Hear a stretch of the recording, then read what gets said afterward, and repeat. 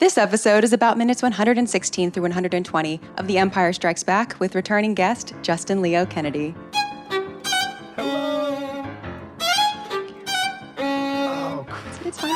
Hello there, and welcome to Star Wars Music Minute, where we celebrate the music and sound of Star Wars 5 cinematic minutes at a time. I'm Chrysanthi Tan. You can feel free to call me Xanthi. And today is all about minutes 116 through 120 of Star Wars Episode 5, The Empire Strikes Back, which starts with Lando and Leia rescuing Luke from Cloud City and ends with the Falcon jumping to hyperspace. More than that, in addition to discussing that, this episode is going to feature a big sound design deep dive all about R2-D2's voice, because today's guest is electronic musician, composer, assistant professor of music technology, Justin Leo Kennedy, whom you may remember from past episodes, including an extreme deep dive on lightsaber sound design.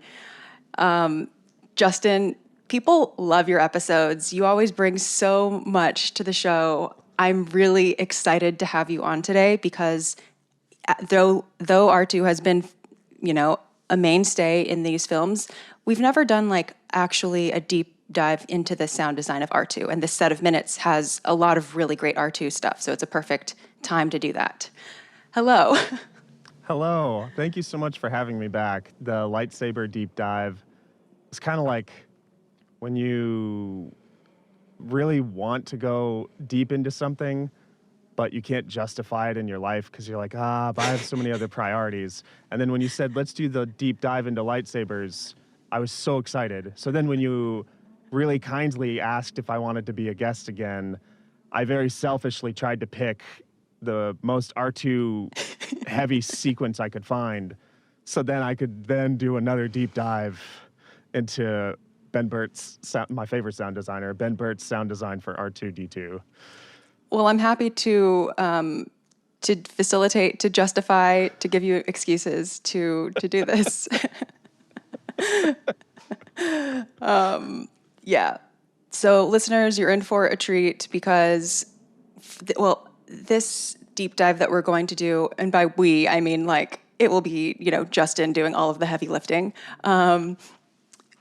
It will be like an interactive sort of recreation, sort of like a reverse engineering of Ben Burtt's process for coming up with R2-D2, because the exact specifics are not really published anywhere. We only see kind of clips of him doing it, and we see descriptions, but it doesn't really get much deeper than that. He tells us the ingredients, but not the recipe, basically.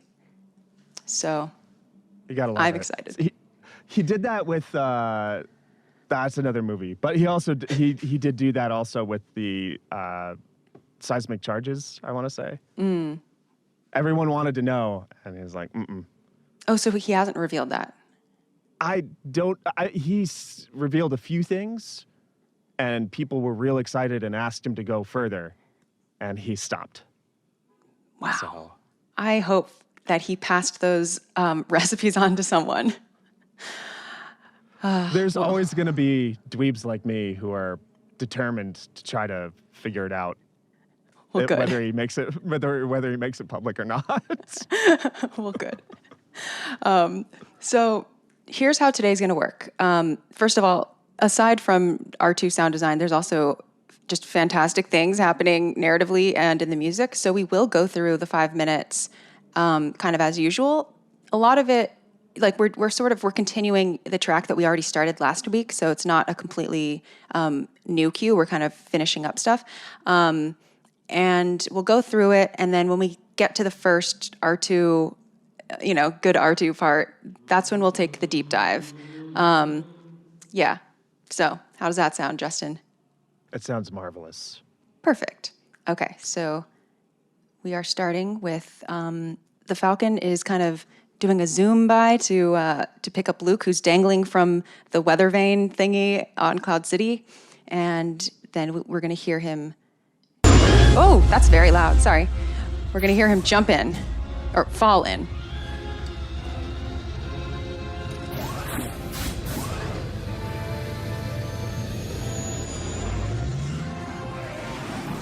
Yes. Lando? Okay, let's go.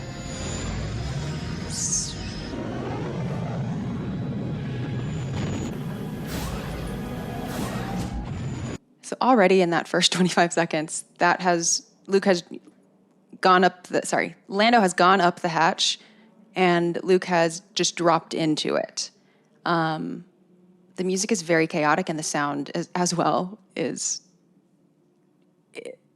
high chaos factor. The wind, the ship sound.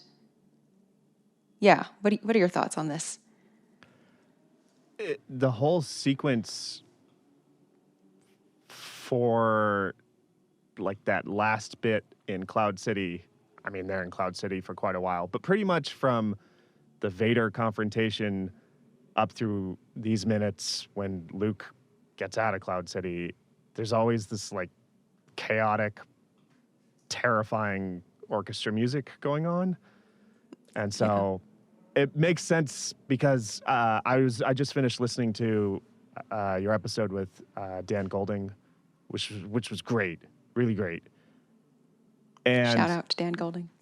You two were, for sure. Untitled Goose Game. Anyways, he worked on it. Yep. Really amazing. Anyways, but the episode, you two talked about I guess it's kind of like force, like strings, like scary sounding force string. Yeah, the force buzz. And then you talked also about how the strings just sort of convey like Luke's fear. And he had also talked, I think, about how how the Empire's music is very like orderly and beaty. Yeah. And the Rebels' music tends to be more chaotic. And I'm really glad I listened to that episode before we started recording today, because I was like, oh, I have something intelligent I can say now about this part of the queue, it just sounds like more of that, where the Rebel music is a bit chaotic because, we got to get out of here. And they're always sort of scurrying about. They can't do things the same way that the Empire does. They don't have the firepower. Totally. Yeah, they're scurrying, they're scrambling, escaping. Yeah. Okay, I'm going to put this shot up on screen of Luke, Lando. Lando, I like that we get like a quick turnaround with him. He's doing all he can to be a hero now. Yeah, went from the villain to the hero real quick. I don't know about villain. That might be a little harsh on Lando. I wouldn't say villain. When you said that, I wanted to go 0 to hero. But anyway. For sure, he was kind of, shout out to Hercules. What was that, 96? I have no idea. Yeah, really young listeners are totally lost at this point. And oh no, there was like so never mind. I'm getting off into tangents. But I was just going to say that I guess when I was younger, I was really not sympathetic to Lando. Same. But now that I've lived some life, I'm like, oh, I kind of understand how awful of a situation he was in. You know, if this terrifying red lightsaber wielding can choke me without touching me person showed up and said, you will do this or else I'll hurt all the people in your city, I'd probably be a little more conflicted than when I was a kid. I was like, no, I would never give up Han.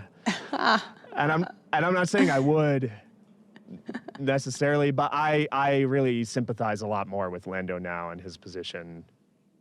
Yeah, I would say that I do too. Definitely.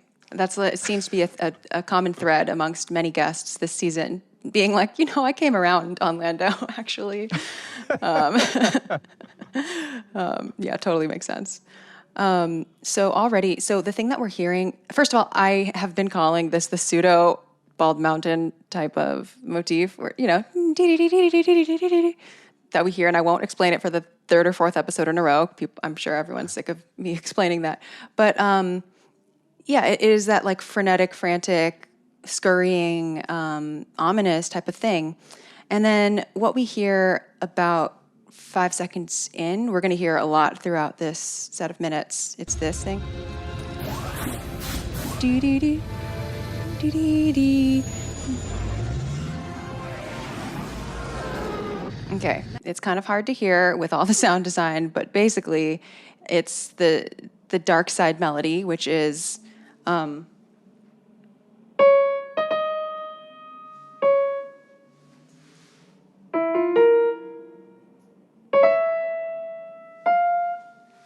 in the like trumpets and in the horns, dee dee dee dee dee dee dee, or whatever. And so yeah, that's the dark side melody that we just hear kind of interspersed, like dropped into action alongside with something else that we will hear a ton throughout these minutes. It will be a big theme. So I'm just going to keep playing from where we left off. And you all might recognize it from when we were on Hoth.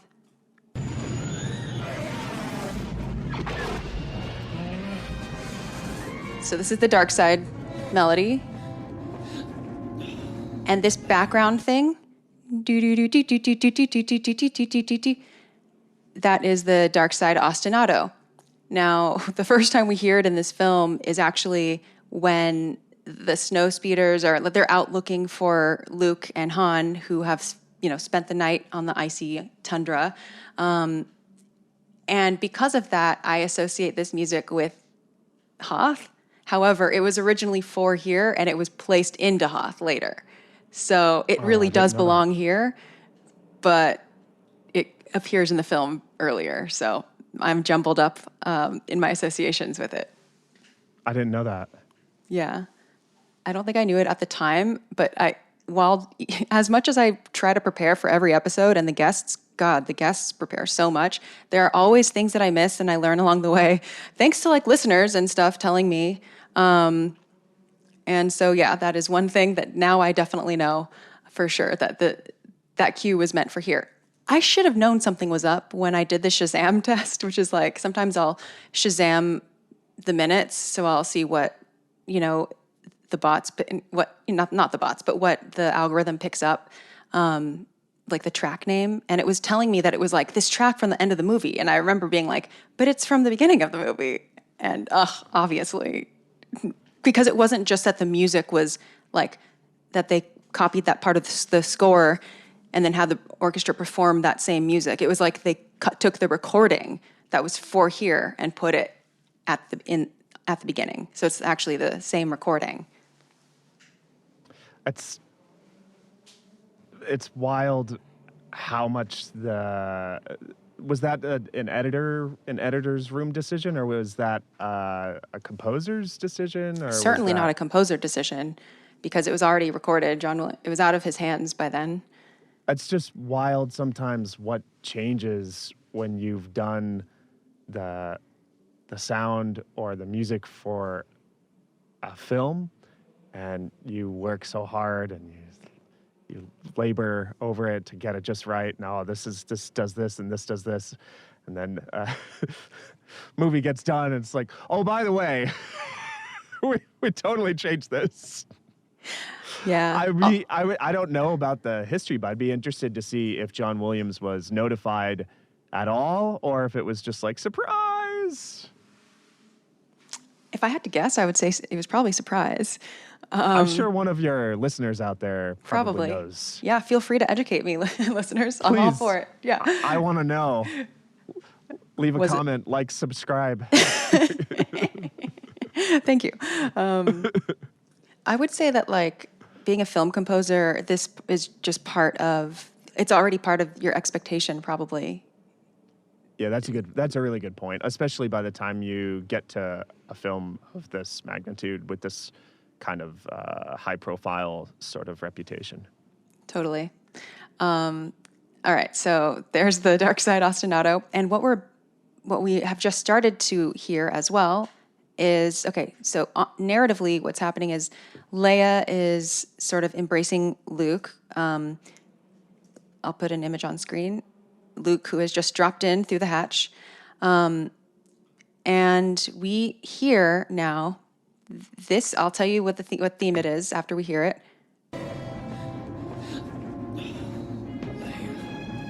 All right, Chewie, let's go. It's just so brief.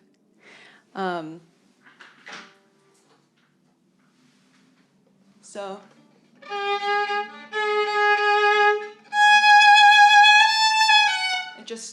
just that, just a little bit of Leia theme, just plain Leia theme, not Leia and Han theme, not Leia and Luke theme, which doesn't appear till Return of the Jedi, so it's not even a thing yet.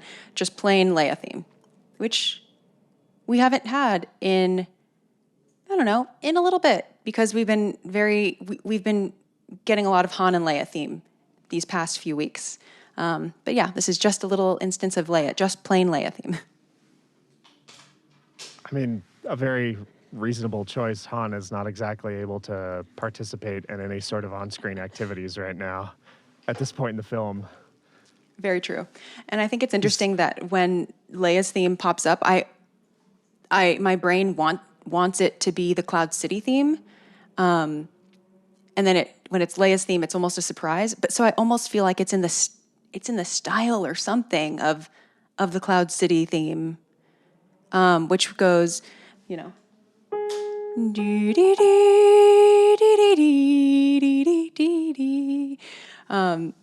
yeah. So it's just interesting how this doesn't sound like the romantic, like, I don't know, fully blossoming Leia's theme that we hear in other parts of these movies. And I think it just shows how flexible a lot of these themes can be. Like, it's within a John Williams score, it's so much more than just needle drops everywhere. It wouldn't be a good moment to do the big, right? It wouldn't Absolutely play not. like the big rendition of the scene. It wouldn't really play very well. And it's the way that the theme is used is kind of a good. It kind of Leia's always sort of bailing everyone out. She's always kind of holding everything all together, and I felt like, at least emotionally, the way sort of the music, at least for me, this is just an opinion. It's not like I'm not making any kind of definite statement. But for me, when I hear Leia's theme there, it sounds almost kind of like, I think everything is just about babies for me now, because I have an 8-month-old daughter. But it sounds very much like someone like, help me, Leia, right? And that does make sense, because he did say hear me. I don't think he said help me, right? He says hear me, but yeah, he's essentially saying help me. Yeah. And the music, I feel like the music and the way that everything's shot and the way that everyone is like, oh, Leia is here, thank God. Like, so. Yeah.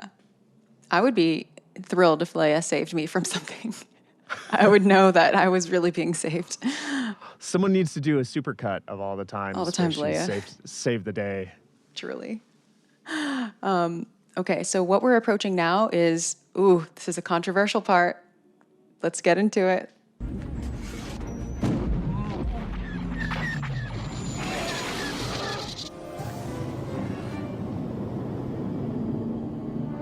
Okay, what's happening right now is Vader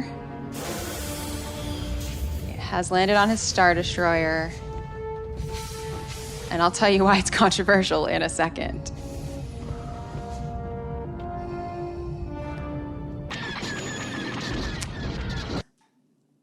Okay, if you don't already know, Justin, just based on what you heard, what are your thoughts about what we just heard? Oh, man. I did not prepare. No, it's okay. I'm asking all my time into resynthesizing Artoo. I will guide us through the music part, but I just want your reaction, because this part, and I can play it again. Like, okay, let me play it again. Because I want to hear if you hear what I'm hearing. Well, probably not, because I'm listening to the sound design, and as you were playing it, I just thought like, wow, where did he get that mechanical sound? That sounds great. And then the music passed, and I was like, oh no, I wasn't listening to the music. So I'll really listen this time. Okay, here we go.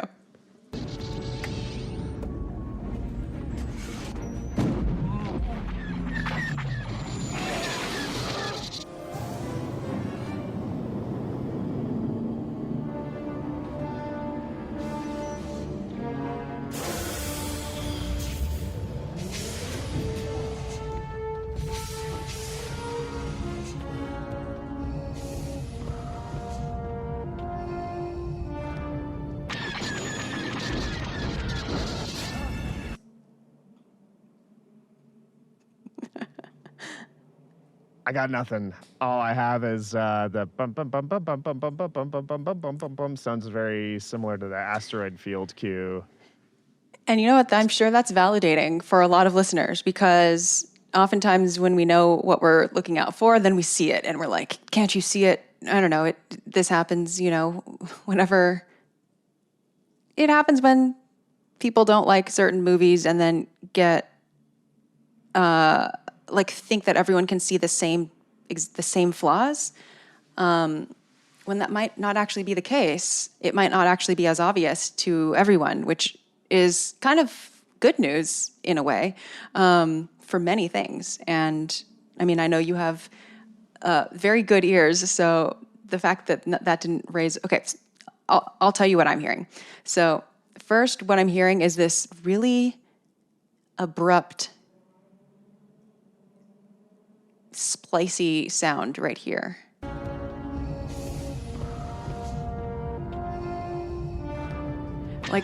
Like those kind of three notes and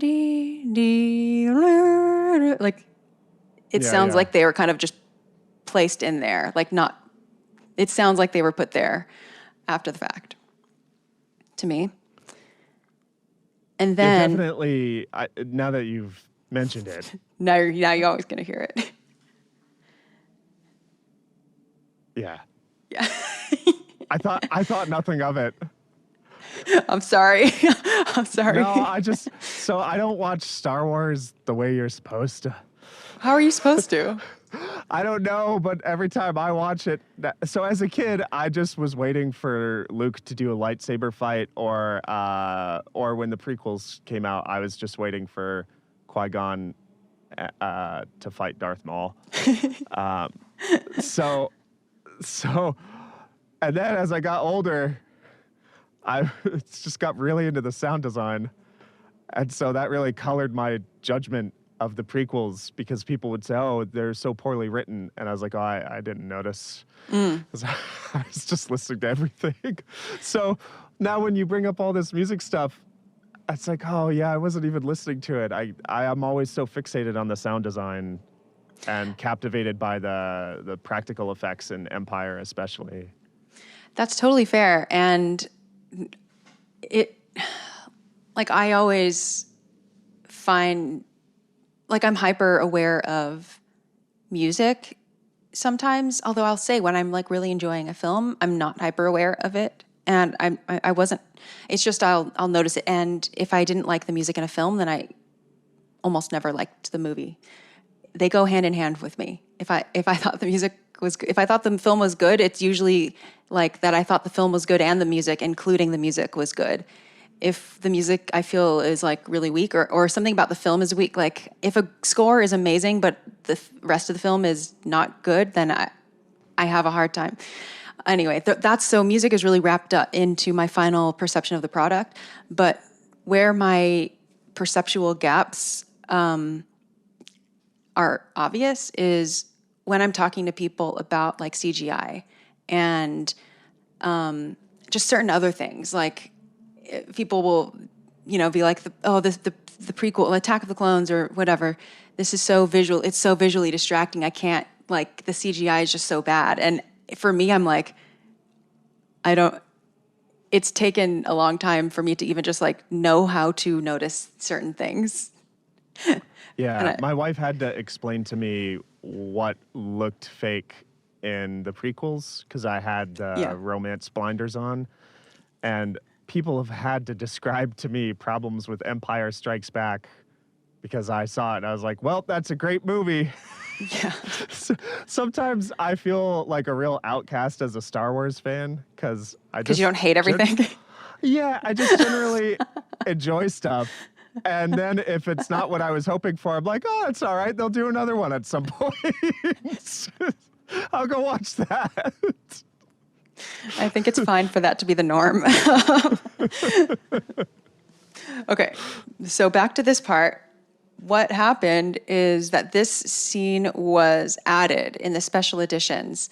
So if we go to the sound, so if you recall, that Imperial March thing happened after we heard Leia's theme. So now I'm going to go back to the soundtrack This is the track Rescue from Cloud City / Hyperspace.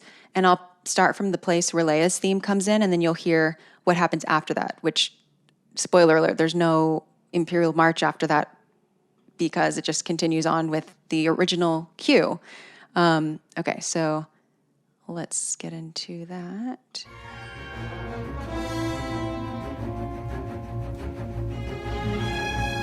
Leia.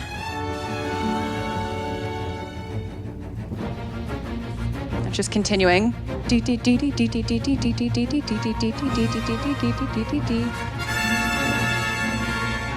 All right, so now let's go back again to the minutes and here start from Leia's theme. So that's about 35 seconds in. Okay.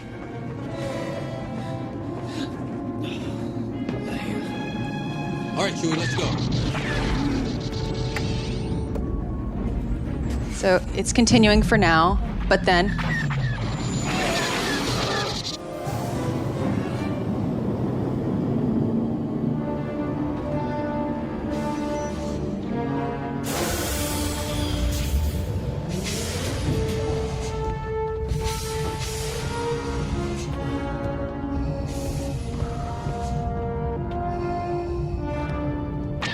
and then suddenly goes back. Like it's not a very smooth, like it literally just cuts the cue, adds in this other part, and then just like kind of not gracefully slips back into where it was supposed to go before. So anyway. I'm not saying I love it like from a composer standpoint, because as a composer I'd be like, no, why did you do that to my music? But I guess it's just because I'm getting to be middle-aged, and like I said, I'm a dad now, and so everything's about baby. And so I just, you kind of look back like, remember the way things were? And like, basically, I kind of miss the whole part of film and old television where it's like, someone actually is sitting and cutting film. And so stuff sometimes is a little choppy and stuff is not always like super smooth. Like the one gripe I have with a lot of digitally produced, visual media is things are just like nauseatingly smooth sometimes, like too smooth. Yeah, that's true. And it's like it could do with a little rough around the edges-ness, but maybe this is a little too far in this particular instance of it. Maybe they should have left well enough alone with the with their decision making. Well, were the special editions not digital? Oh, I guess I mean, that's right. Because it was fine before. This problem was introduced in 1997. So wow, that's a really bad cut then. Yeah. Right, exactly. I had this romantic image in my head of like someone like in a film room like cutting it. Because the thing is, when you work with film or when you work with an analog synthesizer or something, like you make a boo-boo and it's like, well, I made the boo-boo. Like there's no undo button. That's what it is. Totally. But yeah, I guess I can't. I guess there's no excuse if it was. I didn't know exactly when they released the special editions. That's right. It was in the 90s. That's right. Yeah, so that's why this was probably out of all of the special edition changes, this is the one that listeners the most were like, don't forget about this one. Because I think, like, first of all, I grew up with the special editions, not the originals, and most of the special edition changes that are like the very the obvious ones that are the ones that make debate topics, Lopty Neck versus Jedi Rocks, like those obviously big ones, or like Jabba's replacement, whatever. There are some obvious really big ones. Han shot first, Greedo, whatever. But those obviously never bothered me because I grew up on the changed version. So for me, that's my original, and so I'm not like mad that Yub Nub is gone. But these sorts of changes, I am I am a little bit more like, okay, even though I grew up with this version, I can concede that this is not smooth.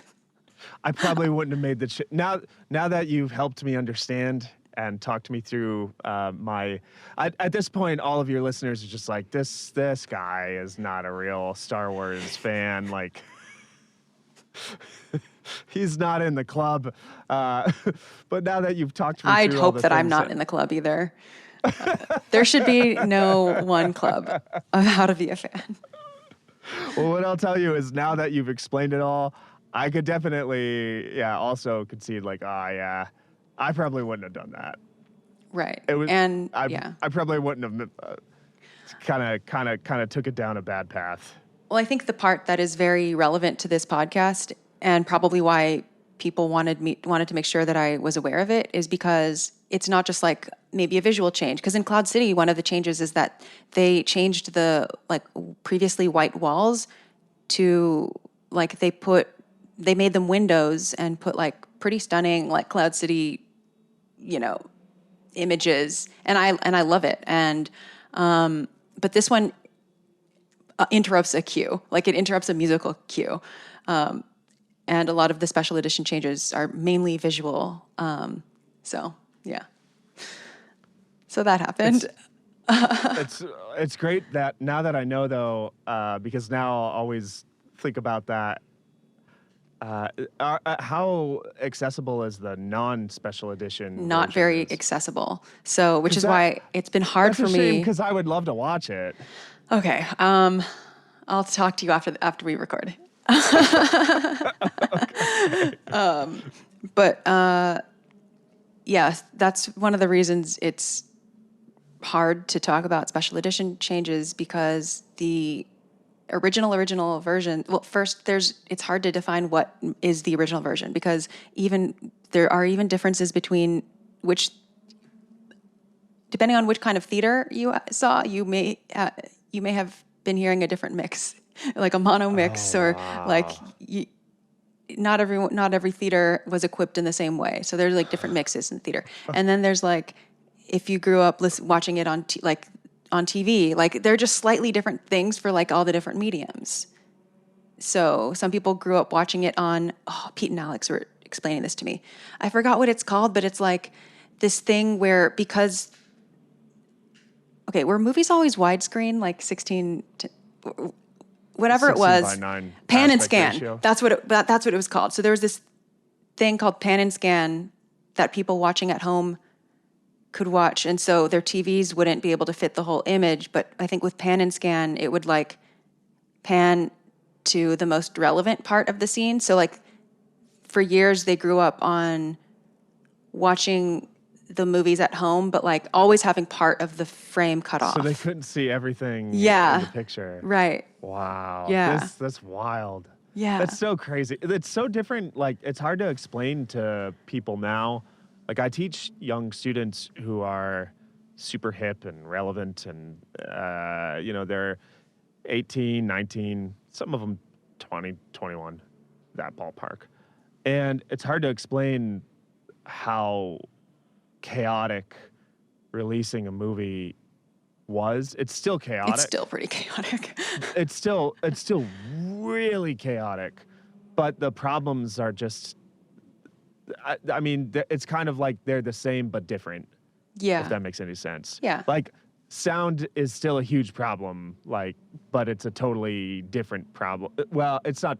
I don't know. When I saw Cats in theaters in 2020, I think, New Year's Day, I swear, whatever I was hearing in the theater, I don't think the sound mix was complete. I don't think the soundtrack was, I don't know this for a fact. It just sounded not complete. Yeah. I will say that there's been a lot of times where I've heard issues with mixes, and so I'm not saying that, that problem's gone now. But it's just, there's a lot of standardization in certain practices that has come about over the years. But now we have like new problems because, you only have a 5.1 theater, right? That kind of a deal. Mm-hmm. So at that time, I didn't know that there was. I didn't even know there was a mono mix of Empire Strikes Back. I'm dying to hear that actually. But Yeah. I don't There's a good. even know. I'm going to put a link in the show notes to a podcast episode from Blast Points on the mono mix, comparing. There are like even some little differences, like things you can only hear in one mix and not in the other. All sorts of Yeah. quirks. Yeah, that would be really stressful to get, because this film has a lot of sound in it, dialogue, sound design, and music. It has a lot. And so it would be really stressful to figure out how to get all that down to one channel. Yeah. Very Like, stressful. you got one speaker. Yeah. Okay. I think I can do it. So the last thing I'll say about this inserted scene is I believe George Lucas did it because he thought it would make the continuity clearer, like what Vader was doing. So basically, it's been extended with the shot of Vader walking to a shuttle and arriving on his Star Destroyer. And I believe, according to, online sources, it's an outtake from Return of the Jedi that was actually used for that. So, yeah. So that's that. And right after, we just pick up the cue. Yeah, I'm excited for this next batch of moments. Seconds. Awesome. All right, so let's just continue here.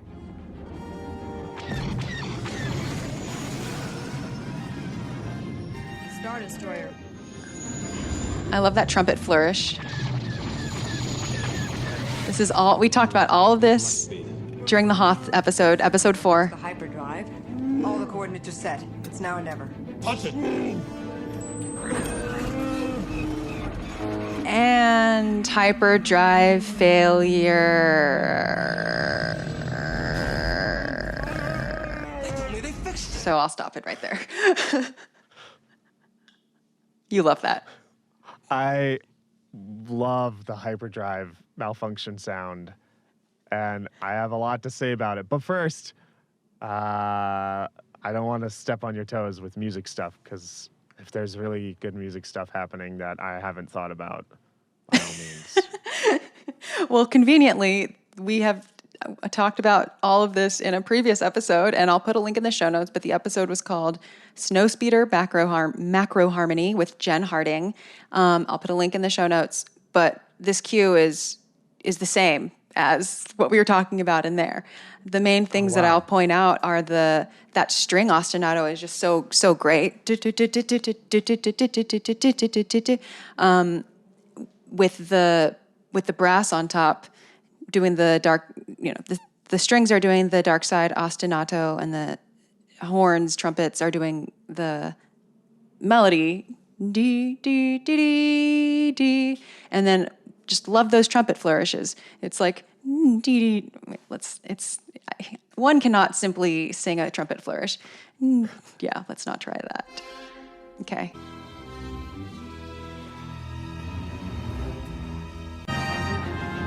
Here we go. Sorry, let me go back.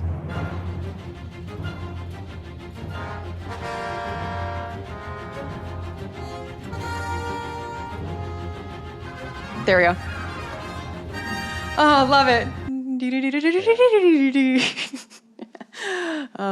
Yeah.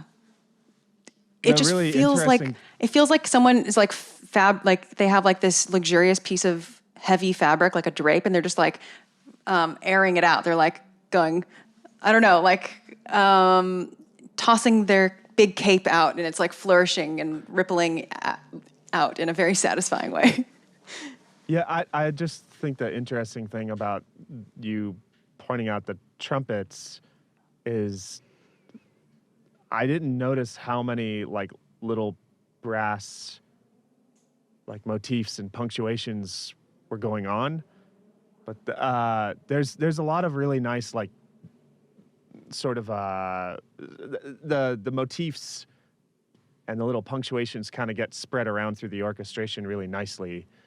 And I hadn't really noticed before just how much the wealth is kind of shared throughout all the players, all the brass players. But Yeah. Everyone gets a little moment in the sun, even if it's only a few seconds. Yeah, like everyone gets to have their sprinkle, their little. Yeah. Yeah. So that's really cool. Like, oh, trombones, oh, horns, oh, trumpet, like, and everyone sort of gets something kind of fun. Yeah. Ooh. Great orchestration lesson for young orchestrators out there is don't give all the fun stuff to just one. Like, we always tend to privilege our own instruments. So I started as a percussionist. So when I wrote for orchestra, all of the cool stuff went to the percussion, and then everyone else got the scraps. And I had a friend who was a violinist, so and you are also a violinist, but this individual, all the great stuff went to the violins, and I felt real sorry for the oboe, which was just kind of sitting there on the sidelines. So I never do that, of course. I believe you. I really genuinely do.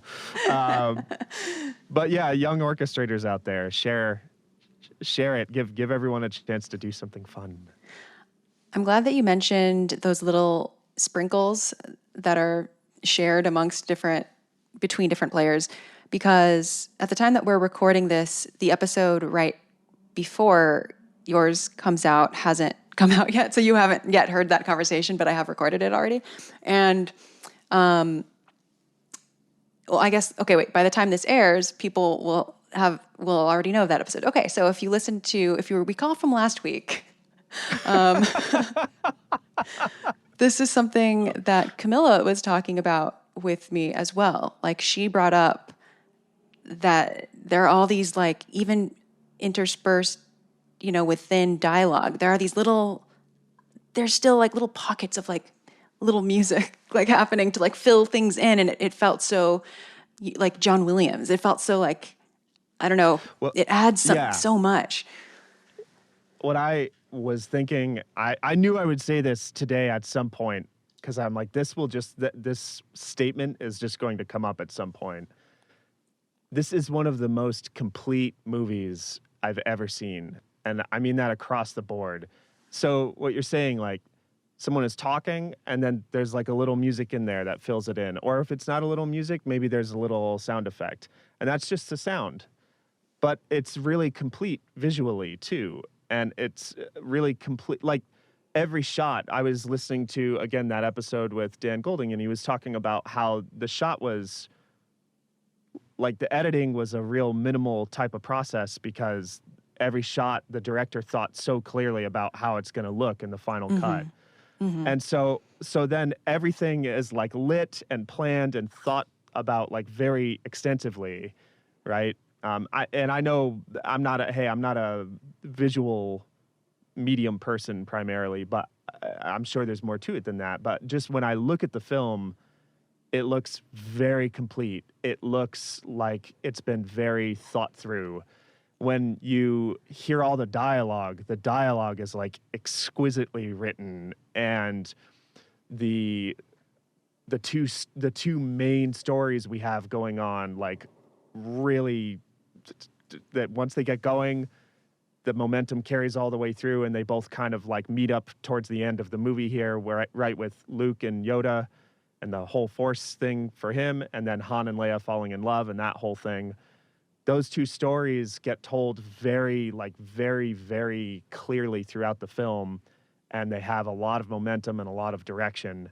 I just feel like this film is a very satisfying viewing experience because everything is so complete. Everybody did their job really, really well. It seems like that's just my view of it. But. Very controversial take, Justin. Now, I'm going to add to that and say that I think it looks more complete since the special editions. Like, I will say that I think it looks more complete because of the special edition. And I'm going to pull up an example right now. Okay, so this was the original Cloud City Corridor. Okay. And I don't just mean special editions. There have been other levels. And this was it when they added the Cloud City CGI or whatever. I don't know if I've ever seen the first image that you showed me. I had to dig it up from like YouTube videos. I think this is what I grew up watching. Yeah. It probably was. It's what I grew up watching. So like it was like, I think a guest or something that told me, that just used to be like white walls. So like that versus, okay, I'm putting something on screen of Leia and Chewie kind of not Leia. Wait, is that Leia? I don't know. Whatever. We're looking at Cloud City, and it's with all the white walls, and then we're seeing the later version where the white walls are like partially now windows where you can see outside. You can see the beautiful Cloud City sunset and everything. It's a pretty huge difference. Yeah, if you're just an audio listener here and you're not watching on YouTube, just check out this YouTube link of this episode, and there was a reason I gasped because I'll put a timestamp here. Yeah, the difference between the white walls and the scenic sort of Cloud City background is like a huge difference, and it really does change the way the shot feels. I'm glad you pointed that out because I didn't even know that. Yeah, so George Lucas has reasons for doing things. People don't always like it, but I think some of them are. I like a lot of it. But anyway, okay. So Hyperdrive. So the Hyperdrive malfunction. Yeah. All right. This is one of the reasons I was so greedy in the minutes. I was like, oh man, I'm getting Artoo and the Hyperdrive malfunction. I'm getting everything I ever wanted because we already did lightsabers last season, so that would have been the only other thing. Anyways, the Hyperdrive malfunction is, now I don't have notes in front of me, but from memory, I remember it's like an inertia starter off of something, right? And then like air coming out of a dentist chair. These are the sounds used to make the Hyperdrive malfunction sound. And then, so air coming out of like a dentist chair, like tube, like the thing they put in your mouth. And then like bathroom sinks rattling, I think. Am I right about this? Did I get all this right? Yeah, so these are from my notes, which are from Ben Burtt interviews. So, okay, Hyperdrive malfunctioning. The Falcon is a spaceship pieced together out of old junk, a hot rod that needs constant tuning. It malfunctions quite often. The Hyperdrive constantly breaks down. To come up with a comical effect here, they combined a few different sounds. One, an inertia starter off an old 1928 biplane. I'm going to have questions about that because I don't actually quite know what an inertia starter is. Two, the sound of an air jet recorded in a dentist's office, an air hiss as if air is escaping from something. Three, the sound of an arc light motor starting and stopping, sort of a clunking sound. Four, motor inside of an armored tank. Five, pipes that Ben heard in the water closet. And then there's a quote, I turned on the faucet to wash my hands and the pipes rattled and jiggled and sort of talked and moaned, so we immediately recorded that sound. And then they took all of those sounds and played them together to get the effect of the Hyperdrive malfunctioning. So I'm pretty proud of myself for remembering what I was able to remember of this. Me too. So what's an inertia starter? So I am going to have to Google this. I think it's like, isn't it like the spinny thing of like I don't know how airplanes work. Oh, inertia starters I think are like they're the spinny part, aren't they? I wasn't aware that planes had a spinning. You mean like oh my gosh, this is pinion, right? Inertia starters work. This is just what IPU group. Such great preparation on my end here to come on this podcast to talk about this. Really, really professional through and through. Inertia starters work by rotating a pinion and moving it forward through the centrifuge force towards the ring gear. I mean, I got the fact that it rotated correct and pretty much nothing else. I don't know. So it looks kind of like, I don't know how to describe it. It looks kind of like a rolling pin on a screw. No, not a screw. Oh, man, bolt? I don't know what tools are called. Wow. Very embarrassing on my part, too. But I've never quite questioned it. I've just been like, oh, it's a plane startup thing. It's the spinny thing, isn't it? Probably. 1928 biplane, inertia starter. I somehow got hired as a professor at a university. And this is the great in-depth kind of insight you can get in my class is me telling you it's the spinny thing. No, Okay. you know, the thing is, sometimes when you record these things, at least this has been my experience. I have field recordings I've done of sounds I heard, and I was told what the sound was, but I didn't totally understand the thing I recorded. I just put the microphone in a really good spot, and I kept moving it around, trying to find, well, where should this shotgun microphone go to get the best sound? And then I got it, and then people would say, wow, how did you think to record that? And I was like, I was walking by. It was just there, and it sounded amazing, so I recorded it. So I Honestly, that's really real. Yeah, that honestly, okay. That's how a lot of it, that's how it happens a lot of the time. And I don't want to claim to know what Ben Burtt did and didn't know, but I get the sense that he also is willing to record something that he doesn't completely understand. And then, like we were talking before we recorded, you were going to say something about like his combination of elements. Oh, yeah. That's why I'm so excited. There's two really big things to take away from this, or at least I have two big takeaways from this.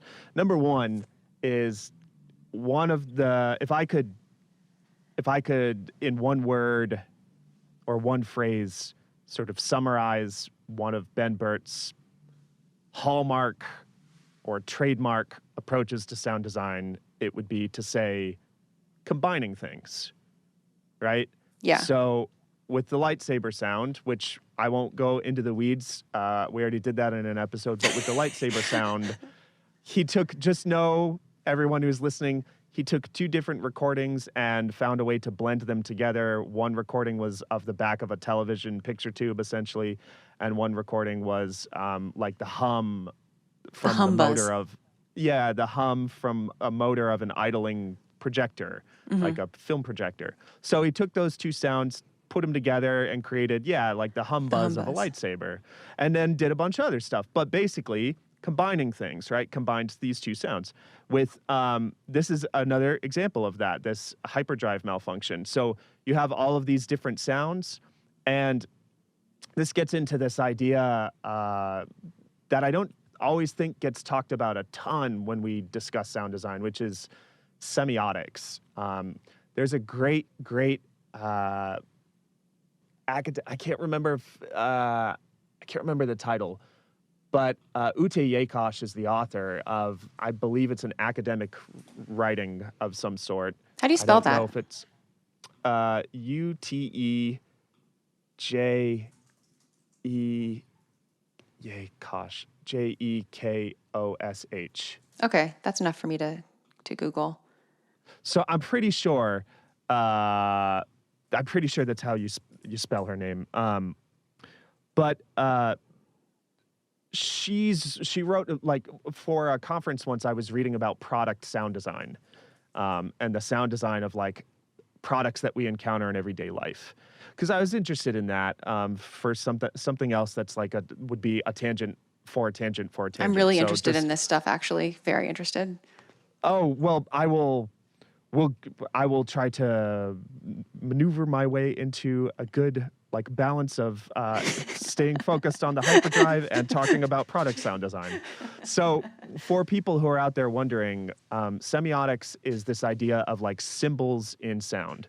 We can divide up our interpretation of sound in various ways. And I say this in my class. I always pull up this one page from a writing by R. Murray Schafer, who just recently passed away. I think I've mentioned this maybe on your podcast. I don't know. I talk about it so much, I can't remember where I've said it and where I haven't said it. I've definitely said it in various forms of visual media and auditory media. But anyways, R. Murray Schafer has a graphic has a page in his book, The Soundscape, that categorizes sound in by discipline. So acoustics, so the way the sound exists in physical space. Psychoacoustics, the way our human ears physically hear the sound. So, some sounds are out of our hearing range, etc. Semantics, which is the communicative meaning of sound, and we'll get back to that. And then aesthetics, how do we feel when we hear it? Does it make us sad? Does it make us happy? But semantics is this idea of sound as language. And semiotics is this idea of like sound as like it's a symbol, like they symbolize something. And so I'll give you an example. If you hear bum, bum, bum, bum when your car door is open, you know that means your car door is open, right? So the sound has a communicative meaning. But if I were to do like a sound that's totally out of place, like a quacking duck, like just once, like wah, wah, when your door was open, you'd be like, what just happened? Do you know what I mean?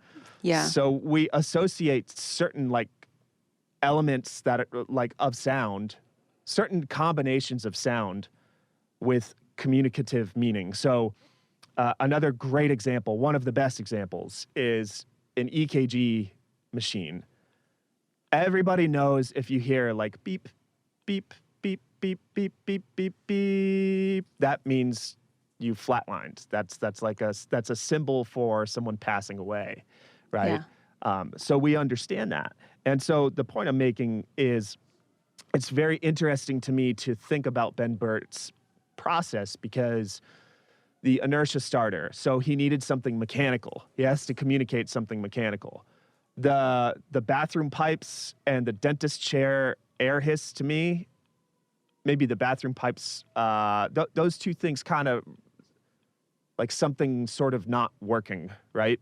Like, oh, air escaping, and like, oh, the rattling of the bathroom pipes. But then you have, and I think this is from the inertia starter, you have this boom, boom, boom, boom, boom, boom, boom, and this like The slowing down. Yeah, this like slowing down and also drop in frequency is communicating that, oh, it doesn't work. Because every time we hear like a pattern like that, we know something just turned off or powered off or isn't powering on correctly or something like that.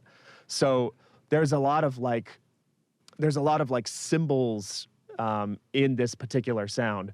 And I feel like the other thing about it is the boom, boom, boom, boom type of sound with the air hiss, with the bathroom pipes. It also is a little comedic. It also sounds a little silly. So that's not so much dealing with semiotics, but so much it's got to do with aesthetics. So there's all of this sort of genius in this sound, I think. Oh, and a siren's going by. Perfect. Because, see, we know exactly what that means. Yeah. Like, it communicates something to us. We're gonna listen. Doppler effect, Doppler effect.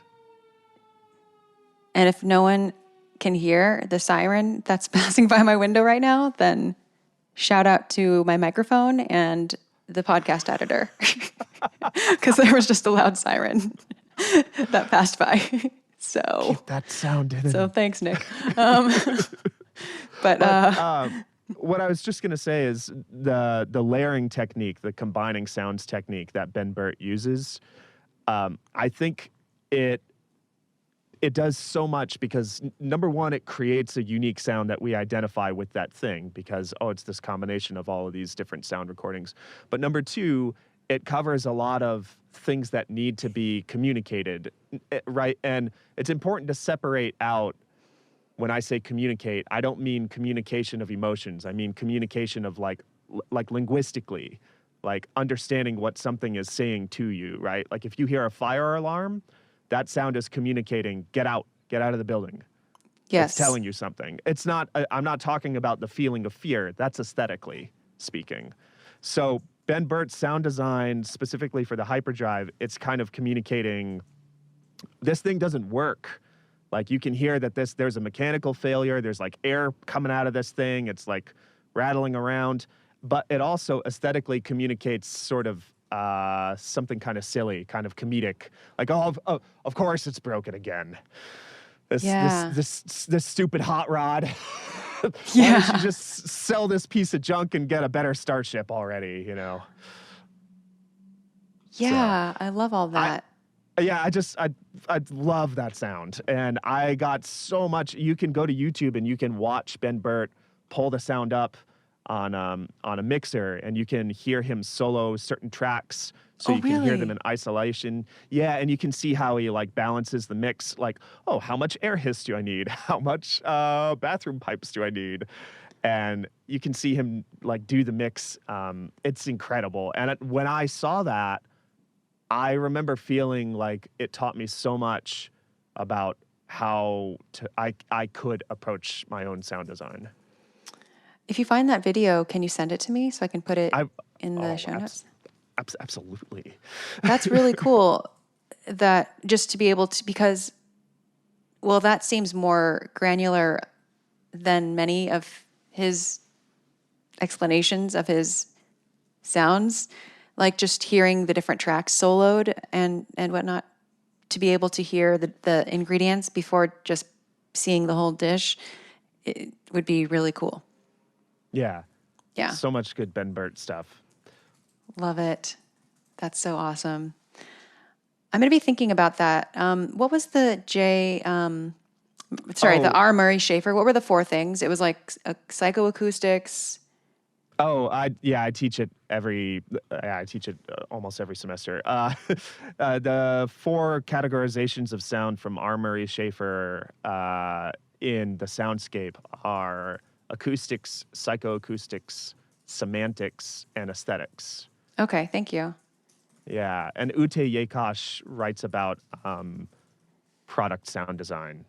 Okay, awesome. I better have gotten that Love right. this Let me. stuff. No, let me I Google. I put it on the screen right. You almost got it right. It was Jekosch. Oh, SCH. I feel bad because I actually quoted Ute Yekash, but I did spell it right. I know because I double checked when we did the publication. Anyways, yes. Nice. Well, now I know that you have a publication about this, so I will be asking you if I can read it. Okay, so hyperdrive failure. And Lando before that, or saying punch it, which is the second time this movie we've heard someone say punch it. The first time was Han. So, it's always the Falcon that they're punching it to. So this is, I find this punch it part kind of a little bit nicer since watching Solo: A Star Wars Story. I try to, that movie was still not my favorite necessarily, but I have been noticing this film that the effects of studying Solo have been that I take the Han Lando friendship, whatever they have going on, a little bit more, like I understand it a little bit more. And so little moments like this kind of make more sense, or just are slightly more delightful. I loved listening to anyone listening. Xanthi did this awesome coverage of Solo, a Star Wars movie. And you should especially listen to the Band Batch episode where they talk about Darth Maul. I was laughing the whole way home in the car. It was tremendous. It was even better when I decided to pull up YouTube and watch a few See our seconds. matching Darth Maul shirts? Saw the matching Darth Maul shirts. Yeah, I knew it had to happen as soon as I saw those shirts. I was like, I'm buying 3 of them. Yeah, that was the only time I've told the guests I've given them a wardrobe requirement for our recording. I think those 2 are fine with it. Yeah, I think so. Okay, let's continue listening. Let's see. The hyperdrive failure was at about, it's a little bit, 155. Okay. All right.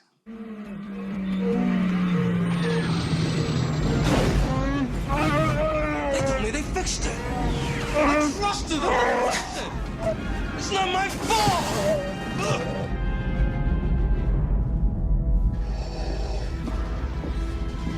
They'll be in range of our tractor beam in moments, Lord. Did your men deactivate the hyperdrive on the Millennium Falcon? Yes, my lord. Good. Prepare the boarding party. So this, And set your weapons for stun. Yes, my lord. that strikes me as it's a very brisk Imperial March. What's your feeling on the strings there? Because it's an interesting kind of string part going on. Yeah, it really is. Let me see if I can. Well, first, let me talk about the main melody, which is an interesting timbre. It's like horns with metallic mutes. It's metal mutes. There's tuba, there English horns, clarinets. So we have both woodwinds and brass, and it's kind of tinny because of the mutes on the horns. And okay, so now with that in mind, if we listen to it on the soundtrack without the dialogue and everything, then we can hear more clearly what the violins are doing, which is quite interesting.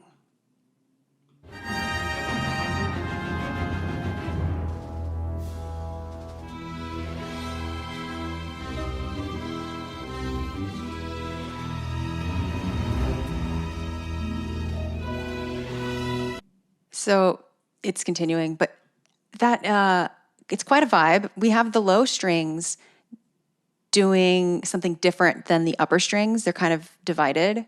And notably, the high strings are doing this like, I have a violin, I can do it. Let me just... Sorry, I didn't mean to make you like have to play it on the spot or anything. I love to do it. It's Oh, okay. I'm trying to just think of. I don't know. I can't remember what notes they are in which order. So let me just go back a little bit so I can demonstrate that.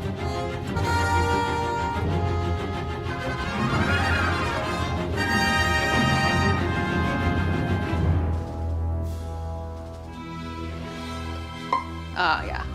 Interesting. It's not what I expected.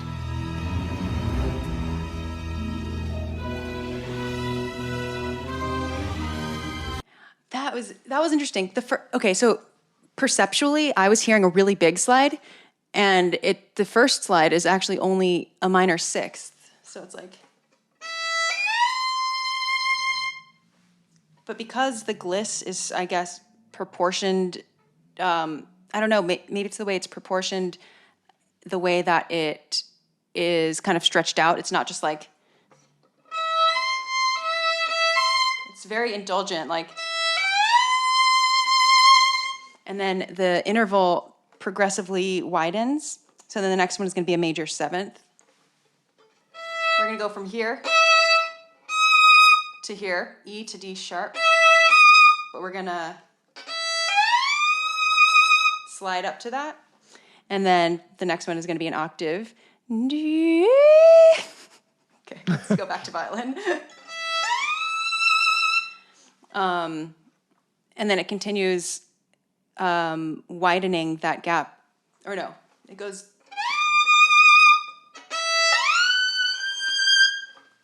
Anyway, it's kind of, the gap is getting bigger and then slightly getting smaller and then getting the biggest. I really like it because it's not buried. I like that it's not buried.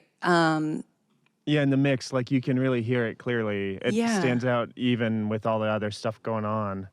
I like it just because sometimes the little short motifs that John Williams uses are, for me, some of the most interesting things. I mean, not that the themes aren't interesting or the orchestration, but that's a really clever way of taking one. All it is just gliding between one note and another, right? It's just a glissando. Yeah. But by changing the distance each time, like, oh, okay, now it's covering a wider distance, now a wider distance, now a wider distance. He's extended the life of that short, tiny little snippet of material, of compositional material. So, you know, at least for me, when I'm composing, I might have just used one gliss, maybe two, and been like, well, I don't want to overdo it. But then this idea of like, oh, I just changed the ending note, you know, and change the octave difference each time. That's really clever. That's a really clever way of extending the lifeblood of a motif.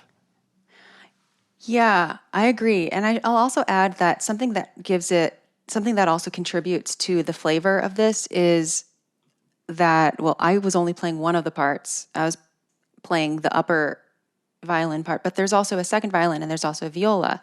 And they're actually in parallel fifths. Let's hear.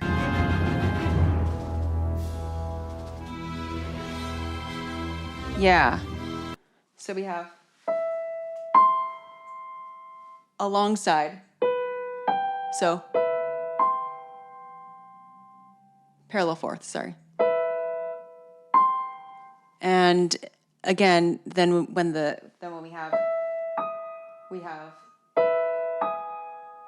sorry. There we go. There we go. That gives it that more creepy sound. And then for the octave, first violins are E to E, and same with viola. The violin 2 are B to B. So not only having those just striking on the target notes, but then imagine sliding up at the same time. That's what gives it a really unique character. Like,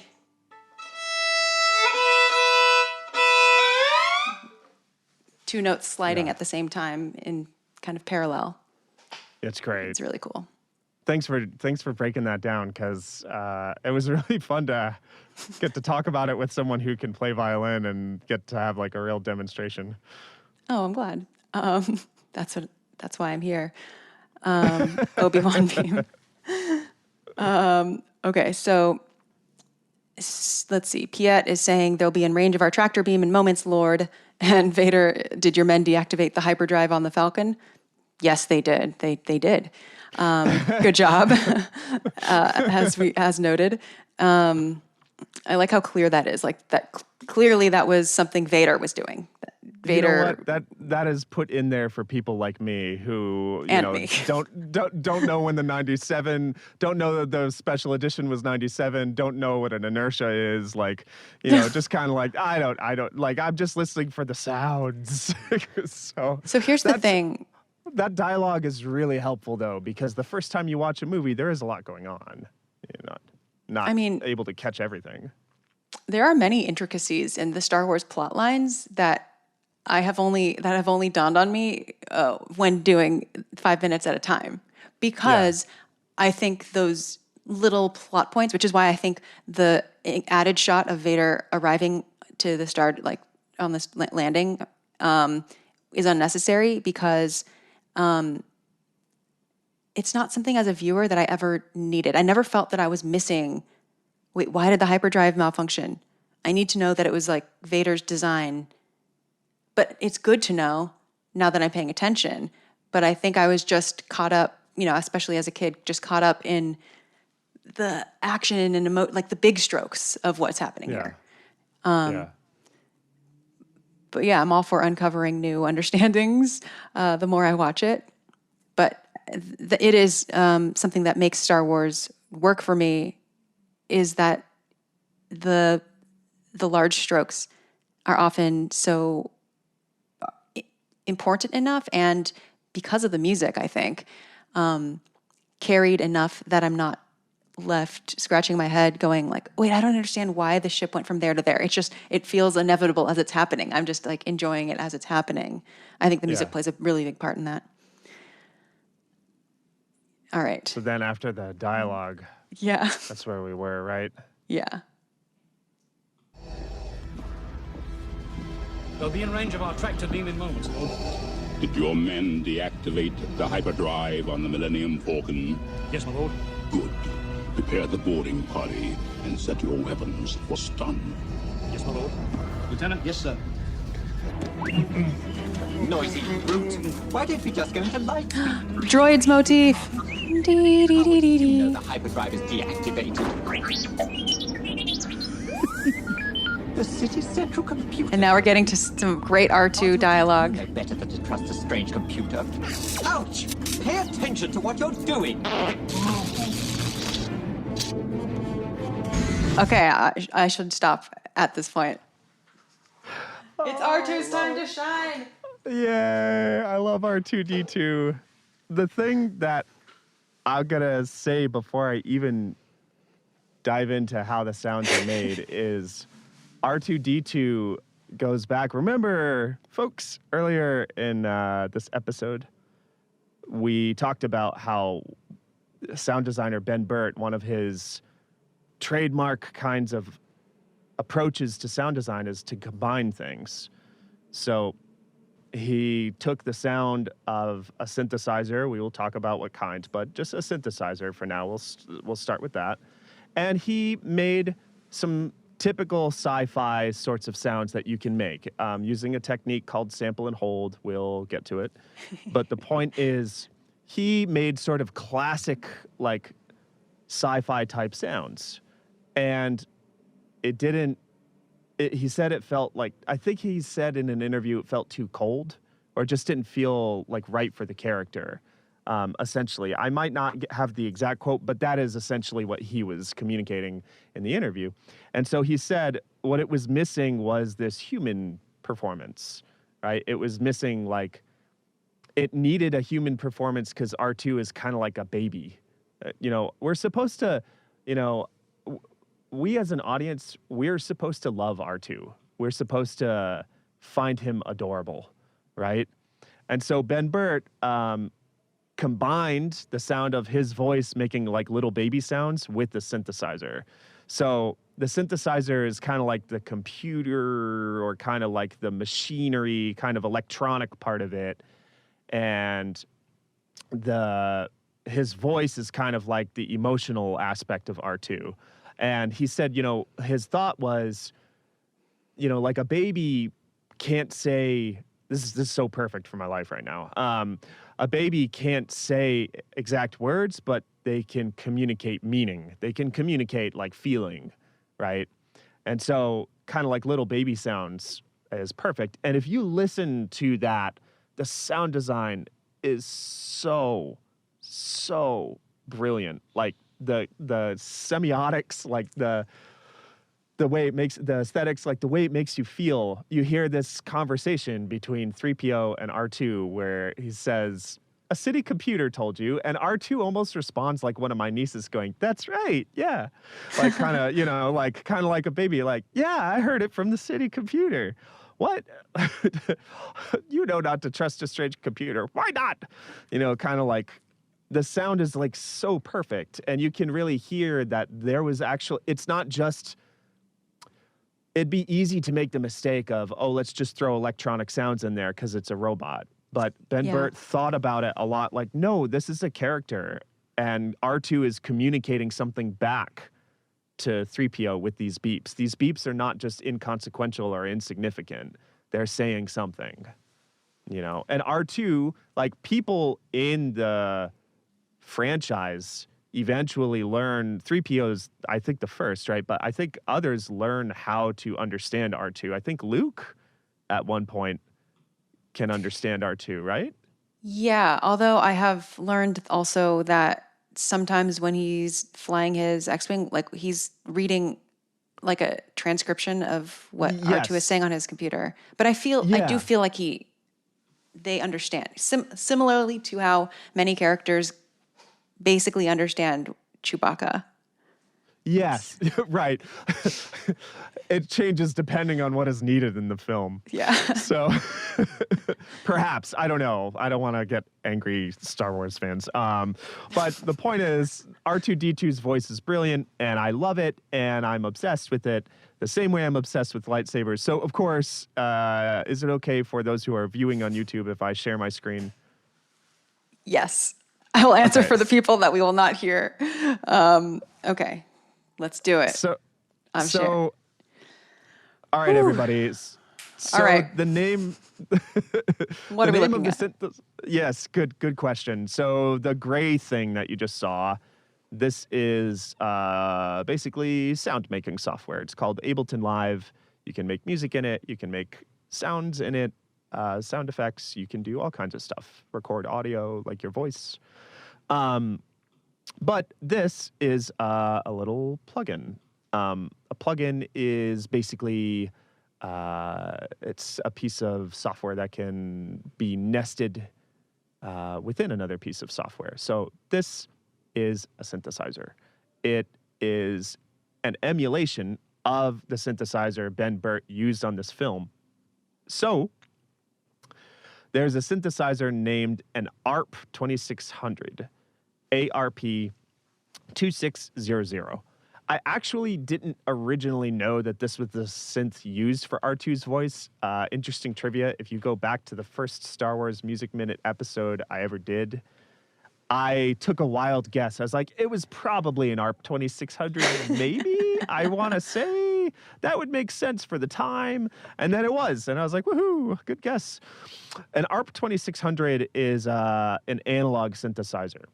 So for people watching, these things, this little triangle, this little saw, this little like wavy line, this little kind of square line, you can see if you are just listening, basically I just pointed to an equilateral triangle, a right triangle, and kind of a sine wave, and a square. Okay. Can you do that again? One, because Yes. I rudely was putting an image of the synthesizer up, and I probably covered up. No. Please don't feel bad at all. Are you showing the folks at home? Oh, yeah.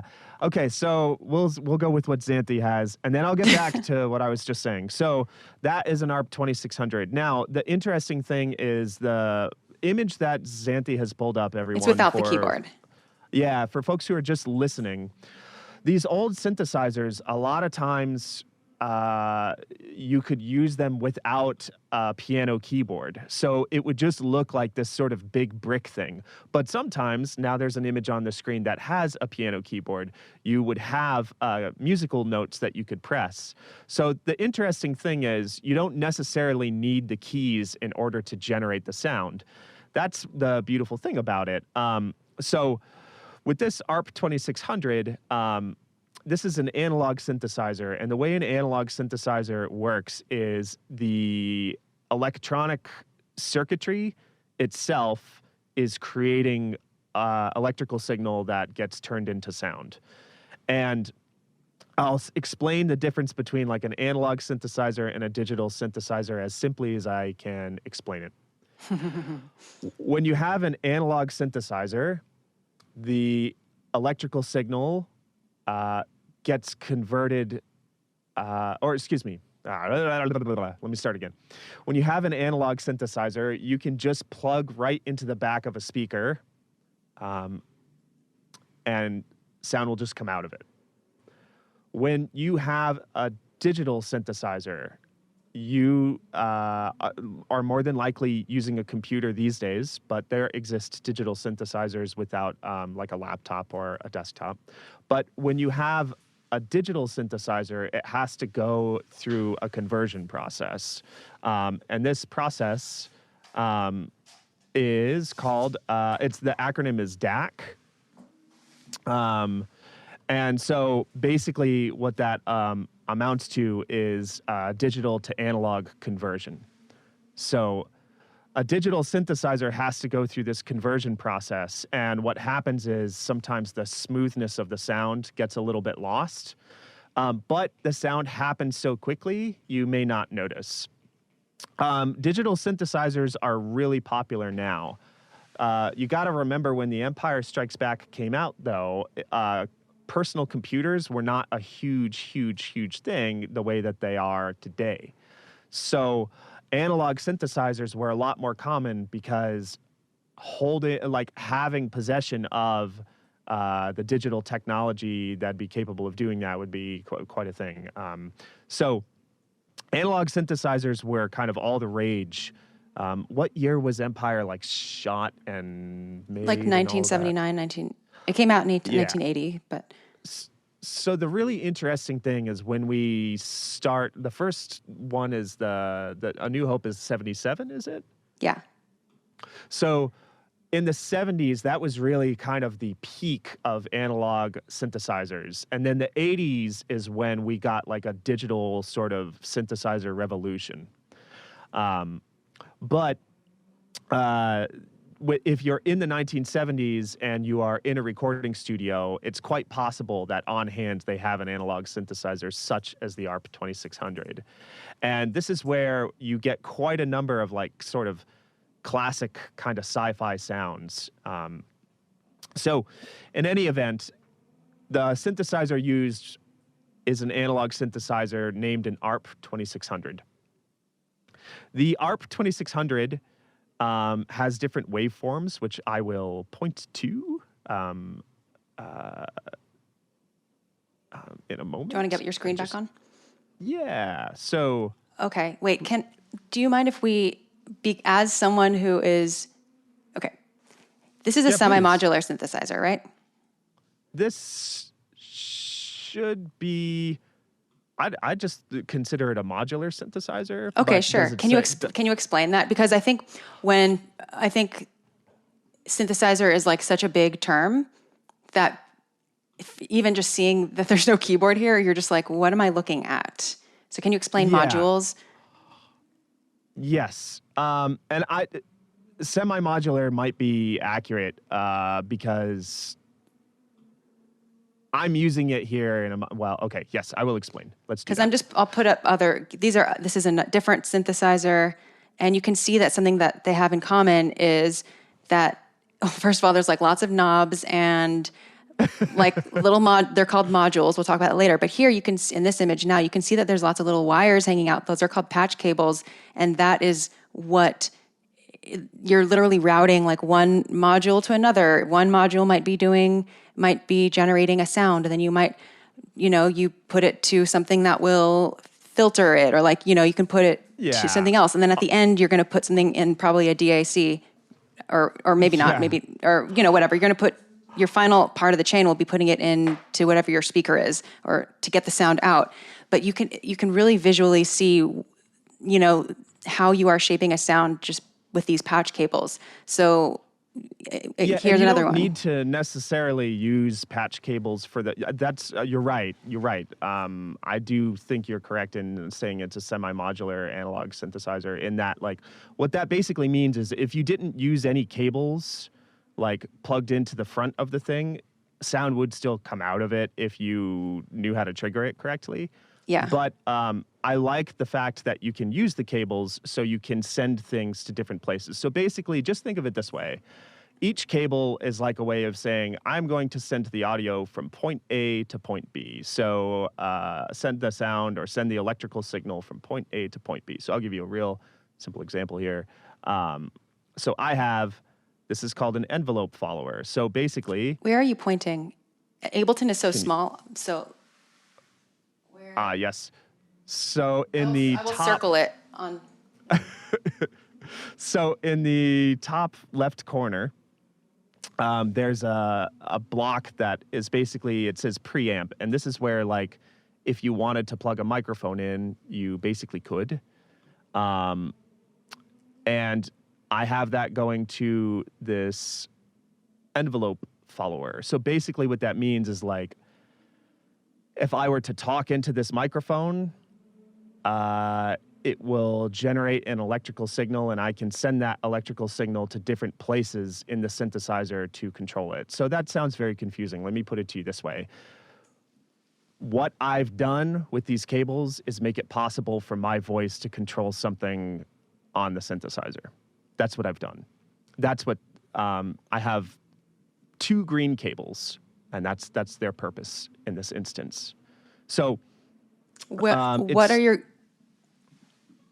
Just please. So you know, what should I be looking right now? I'm seeing your Ableton session view. Oh, are you not seeing the? No, I think that's why I'm confused. 1 second. I'm so sorry. That's okay. Do. Okay, so a little quick hyperspace trip away. We are now a little bit in the future, and we're back. We have the correct screen on. So if you, like me, were getting to know what Ableton looks like, now we have a completely different view that will make much more sense. It looks much more like the modular synthesizers that we were seeing before, except it's a digital version. But you can see what Justin was talking about. I'll circle like the green patch cables and everything. Yeah. Like patch cable. I appreciate you giving me a chance to kind of reset here. I'll explain in the clearest possible way. Also, I know some people are just listening and not watching. So basically, using modular each of these little things you see, so on the screen, if you can't see it, just know that there's different elements of a sound. There's the volume of a sound, maybe, or there's the tuning of a sound, like the frequency, right? Or there's, I don't know, maybe the modulation of a sound. That starts to get a little more complicated. But let's stick with the two real basic ones, which is volume and frequency. Those are pretty easy to understand. So how loud is it, or like what note is it? We can control these things with all kinds of different parameters. I could, for instance, control one of those with the sound of my voice talking into a microphone. And if I wanted to do that, then I could say, okay, this right here is where I am going to take my microphone and talk, and I'm going to bring this into what is called an envelope follower. So now this is my voice coming here and going into this preamplifier, and now when I talk, it will go into what is an envelope follower. So I am basically going to say to the ARP 2600, please recognize my voice as an electrical signal for the purpose of controlling the volume of my sound. And that's basically what's happening. So I've used these cables to send it I use these cables to send the microphone audio input into a volume control knob, essentially. I mean, there's a lot more to it than that, but that's like the most basic way I could probably explain it. Great. And you might say, so what? Well, so is it all right if I demonstrate? It definitely. Let me just first say that because the cost of a real ARP 2600 is, $10,000, $20,000. What we're looking at right now is I don't know, what's it called? Like a digital emulation? Yeah. Perfect. Great. Digital emulation. Yeah. So this is, you'll see it says CA2600. Yeah. So the Cherry Audio is actually a really great software company. So this is $25. So if anyone out there is really into sound, yeah, it's a lot easier to pay for than $12,000 or $20,000. These ARP 2600s are rarities. Mm-hmm. So basically, what I'm going to do is I'm going to talk into the microphone, and when I talk, I am going to generate Artoo-like sounds. So I will now do this. I'm going to make it so that you hear my voice, but you also hear the synthesizer generating Artoo-like sounds. Okay, so let me get this ready. Okay, and here we go. Hello. Hello. Wow. Oh. Hello. All right. Something went a little wrong. That was wild. Hold on one second. Let's try it again. And let's run it with, let's use a gate. Let's try and see if we can get a little more control, because that was a little out of control.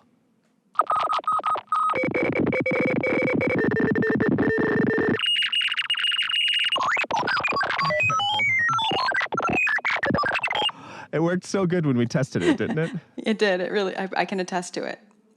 All right, time jump. We are all good right now. All right, Justin, take it away. So basically what was happening was I was sending way too much of the microphone volume into the synthesizer.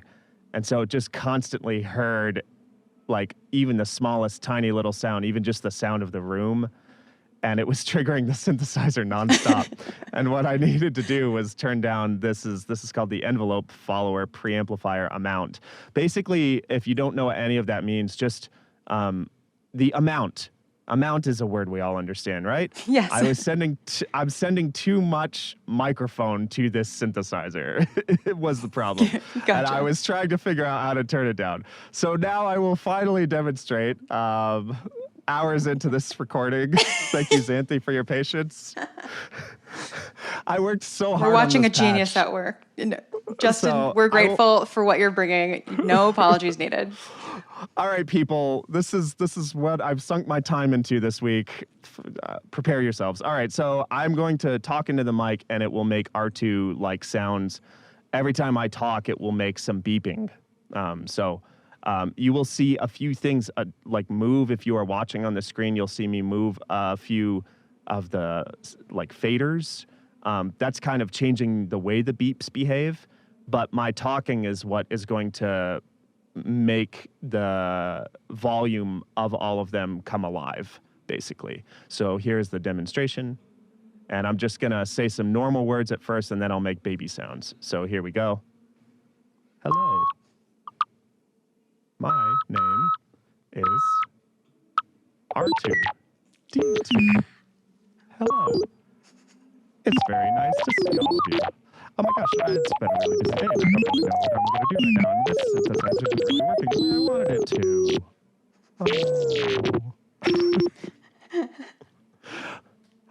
And That's now awesome. for baby sounds.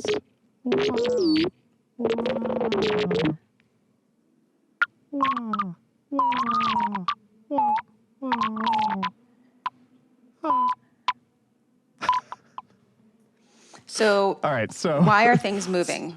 What is the things that I'm moving are, I was moving the tuning for some of the frequencies. So basically, but to not make it go manually. like, it was moving based on your voice.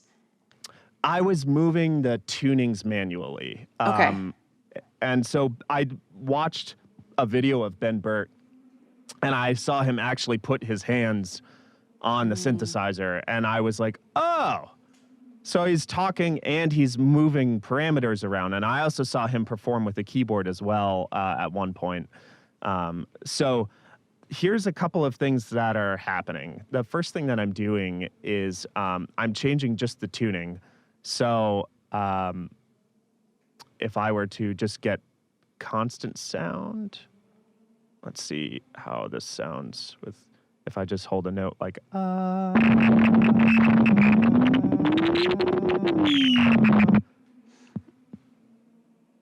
So you're holding the note So- while moving the tuning. So that's why it's changing. The beep is changing. Yeah, so hopefully when you heard me holding that note, as ridiculous as it may have sounded, hopefully you could kind of hear like, oh, okay, I get it. Like this, I kind of understand sort of what's going on here. As the tuning is being moved, I can hear musical pitches changing. The other thing that's going on, and this is like classic sci-fi stuff, is what's called like a sample and hold. A sample and hold is kind of like a way of randomizing sound. It's kind of like a sort of a randomized electrical signal. So it's a classic, like if you imagine like computer mainframes in the background type of a sound, that's actually Gai Wang, who's professor at Stanford University. He has a talks great about book. that in a TED Talk. Yeah. And so sample and hold is a really classic kind of like sci-fi sound. I think it'll probably, as much as this thing has given me trouble, I think it'll be better if I just maybe provide Xanthi with a link for people to check it out if they want to. But basically, it's a classic sci-fi sound, and so it's utilized for machines in these sci-fi movies. And it made sense for Ben Burtt to go with what is called the sample and hold technique. But as I was saying earlier, what it was missing was kind of that human performance. So, sorry, I'm very sorry about that. Hopefully that wasn't too awful bad on your end, Xanthi. It's all right. So the synthesizer played up a little bit when I changed the setting. But basically, since Ben Burtt combined his voice where he was emulating baby sounds with the sound of the ARP 2600, what I've done is I've taken a recording of my newborn not newborn anymore. She's 8 months old now. But this is from when she was a newborn. I have taken a recording of her crying. But listen, it was not neglect. We were filming something. We were filming a beautiful moment, and then she started crying. Okay, and we actually we didn't neglect her. Right, we just left the camera on to change her because that's what she needed. So she cried, and I got it on camera because I was filming a nice moment with her and my wife, and then she started crying, and I was like, oh, put the camera down, and I just left it on. You know, you don't think about these things. So anyways, I've combined the sound of my baby crying with the ARP 2600 emulator, and I feel like I've come up with a decent representation and simulation of an R2-D2 voice. So let's hear the end result first, and then we'll hear the baby with it here and there. So are we ready, Xanthi? Yeah, let's do it. Okay, so here we go. So there we go. One more time.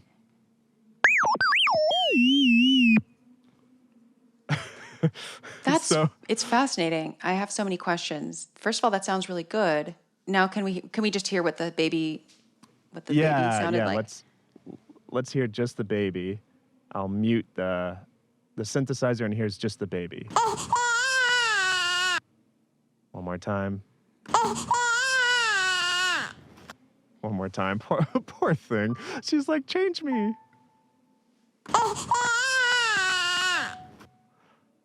And then, oh. So now let's hear it with my baby crying. Poor little, she's such a good kid. With the ARP 2600 in tandem. One more time.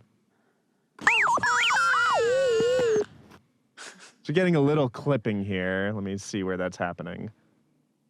Let's try to get a real smooth sound for you. Yeah, it's weird that it's clipping. Didn't quite do that before. The rhythm is easy to hear. It's easy to hear where the rhythm carries over. Did you fine tune that in a way that was fundamentally different than when you fine tuned your own voice? Or no? My own voice is yes. So this is a very doctored example made specifically for this podcast. Before I had so many technical problems, but the point is, I decided to try to sort of follow her pitch pattern as well with the tuning. So I essentially put my fingers on. I have these like little faders that you can't see that are off camera, and I put my fingers on these faders. Yeah, I moved the faders for the fine tuning kind of along with her voice to try to get a more R2-like sound. But she is driving like the volume of the sound. Right. Okay. In fact, if we were to turn down the amount that we're getting of the amount of like how much of her voice we're sending this to the synthesizer, it could make for an interesting experiment. Yeah. So let's turn it way down and see what happens. So we don't get any of her. Let's do a little bit more. I heard her. Or sorry, we don't get any only beep. her, and yeah, we don't get any. It's not R2. enough to trigger. Yeah. Yeah. So let's increase her voice more so we get some R2. There's a tiny bit. Yeah. There's a little bit more. So the amount of microphone like input, like preamplifier input that I'm using makes a big difference in how much it affects the sound. And yeah, this was very doctored. Like this example was, I sort of painstakingly sat down to make it. And the last thing I'll say, and people who have questions, feel free to reach out. Already. Great. But yeah, other people too. the last thing I'll say then is basically in making this, the same way Xanthi talks about, you know, how like developing a deep appreciation for everything Star Wars and just how intricate everything is, of course, the music especially. in making this, I developed a very deep, deep appreciation for just how hard it must have been to get the right emotion out of Artoo, because I tried to recreate the same kinds of emotions we heard in the minutes, where, you know, it's kind of the central computer told you in Artoo's response, but it's really hard to get the exact right emotional response. And what's interesting to me is I chose a sample of my baby saying, essentially what she was saying was, I need to be changed, you know, not like angry, but kind of alerting, like, oh, Dad, I'm wet, change me. Like not desperate, oh my God, help me, but like, help, hey, I need help, please, kind of a thing. Like, help, alert, look at me.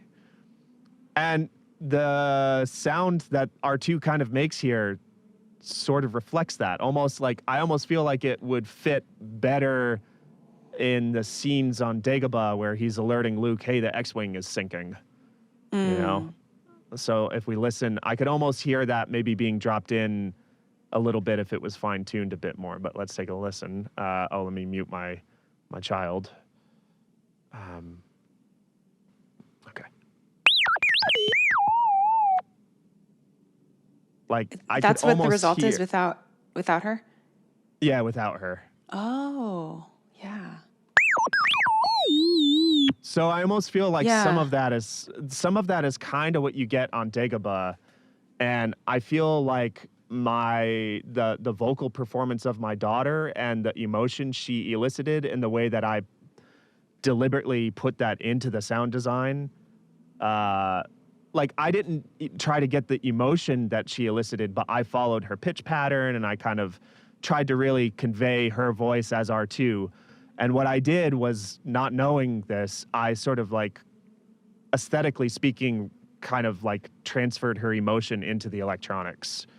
And so Love that. if I were Ben Burtt, I don't know because I'm not him, but I would imagine he had to kind of get into character mentally and think to himself, okay, like, how would R2 be feeling in this moment? And like, what's the right emotion? Like, what would he be saying? And I imagine Ben Burtt built it, like exclaimed it that way. Like if something, like later on, there's the scream, they're like, you know, that's like a zany kind of a sound, right? But there's other types of sounds, like R2 when he gets mad, like I would imagine you would do that kind of vocalization, like,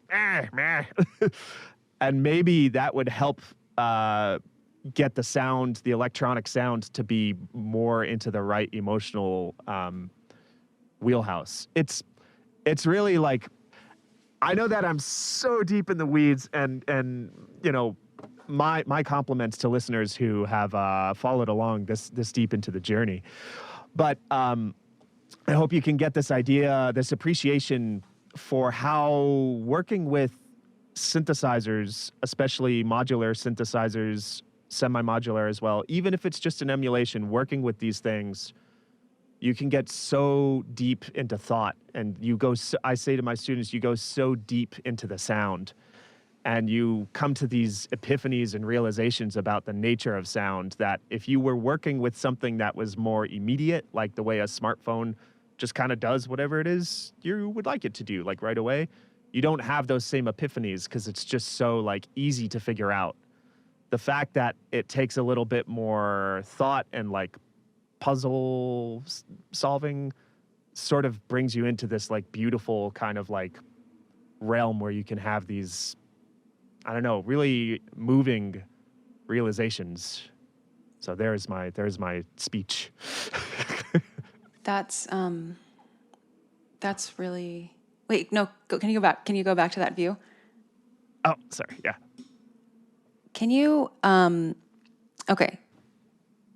Did you patch this all up? Are there any extraneous patch cables, or is all of this contributing to what we are hearing? I did these patch cables. Actually, quite a number of them are not necessary. Okay. I have a learning disability, and I did this because I was like, I would like to be able to see where everything is going, because I have not used an ARP 2600 before, even though I've always dreamed of it. So even when something maybe had default routing, like it would automatically go somewhere anyway. Like, for instance, that's this ADSR would probably go right to the voltage controlled filter Anyway. or voltage controlled amplifier anyway. Like, let's remove it. No, and no, no, see, don't remove it. 'cause Don't remove it. I mean, I remember where it was. No, Let's see. wait. I want to see everything. Okay. So it still worked. You're But like, you're no, just like I me, guess, yeah. no, see, this is why I like modular synthesizers. I'm a sort of a newer convert to modular synthesis. I want to build my modular this year. And so for me, seeing all the cables go, like, that's extremely useful for me. And so I guess what I mean, but also I know that when I'm like playing around with modulars, sometimes I'm getting lazy. I have patch cables that aren't even going anywhere because they're just from old patches. So that's what I mean. Are there any, so even if things are redundant, is everything here contributing to what we are hearing? Oh, there's redundancy, but there shouldn't be anything, I think, that is like, oh, it's not doing anything. Like it's for it's for a completely different patch or something.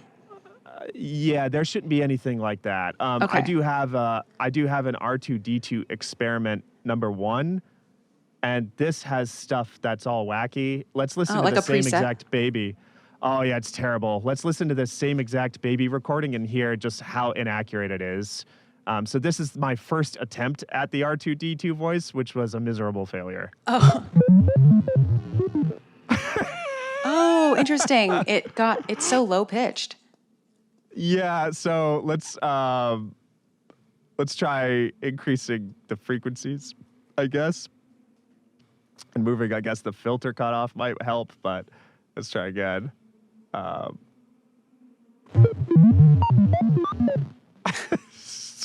So you could hear that I was really struggling. At first, it took a lot of effort. I had to really think about what I was doing. And so Xanthi, to be totally honest with you, it's not like I just sat down and oh, there it is. I know how to do it. Yeah.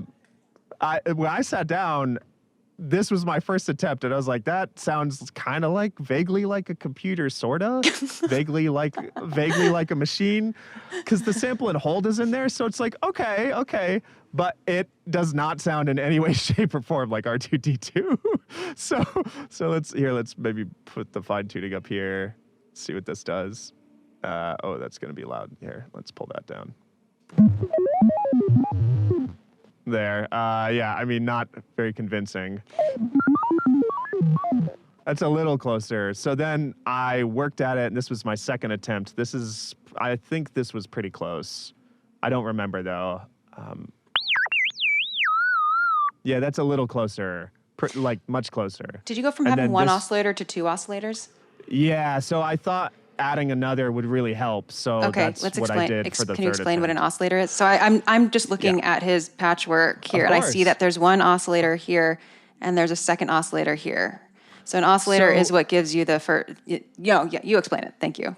No, not a problem at all. No, you did. That was a great explanation, and I shouldn't have cut you off. But now that I have, and you've asked for an explanation, I'll just carry on. Basically, an oscillator that's a way of saying a sound making mechanism. Basically, you have these waveforms and they oscillate.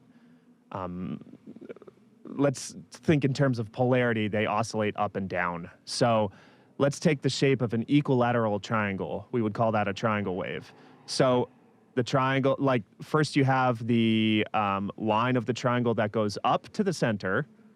And then you have the line of the triangle that goes back down to where the starting point would be in terms of horizontal, in terms of vertical axis. So you have the line that goes up to the point and then comes back down to create the finished equilateral triangle shape. So basically, it goes up and down, and then it goes up and down. It goes up and down, and that's oscillation. It oscillates back and forth between those two poles. We would call this a bipolar signal. Bipolar meaning there are two poles. Bi meaning two, and then poles. If it had a bipolar polarity.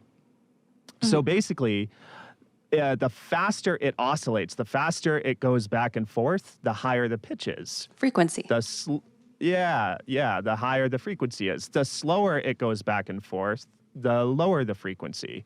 So you can choose different types of shapes as well.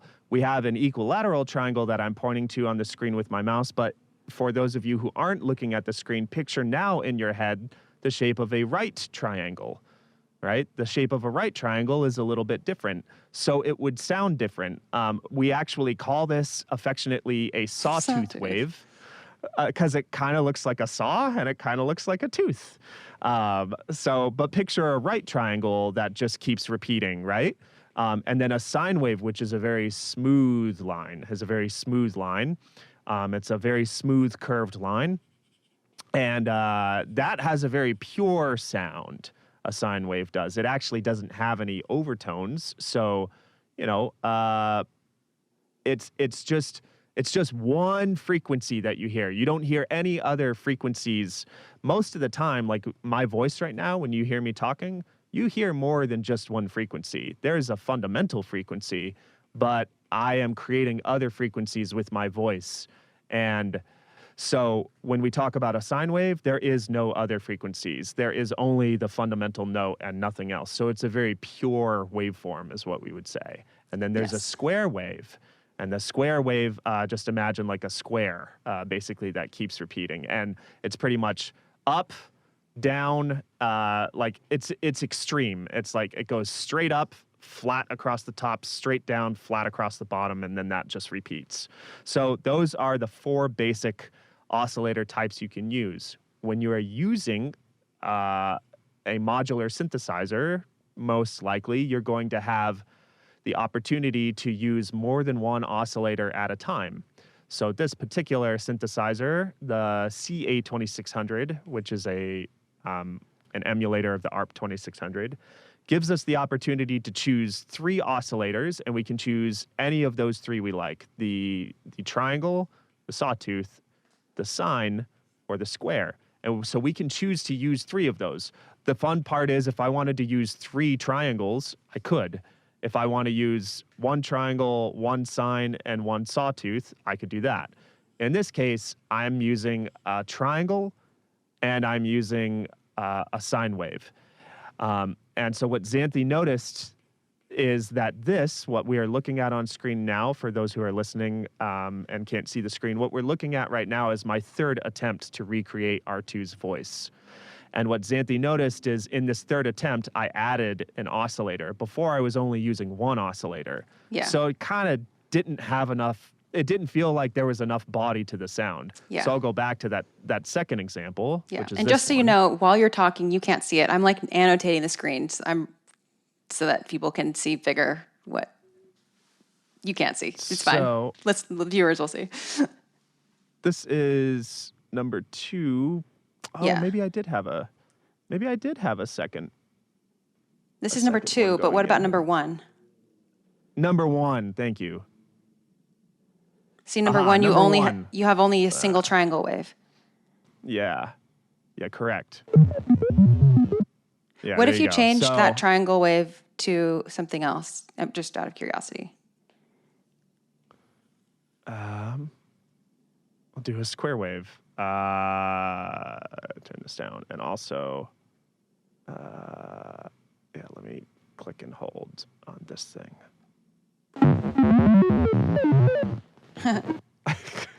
Okay, let's go to your later attempts now.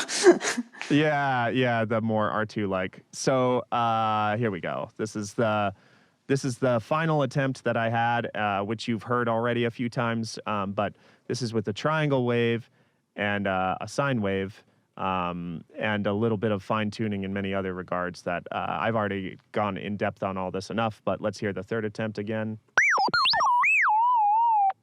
So there you have it. When you hear the speech pattern kind of go really fast, like when you hear a lot of like, that's the, remember I talked about this randomization kind of signal that you can use called sample and hold. Mm-hmm. So you can kind of quickly, like a sample and hold, if I were going to represent it like with like kind of approximating it with like my mouth, it kind of would be like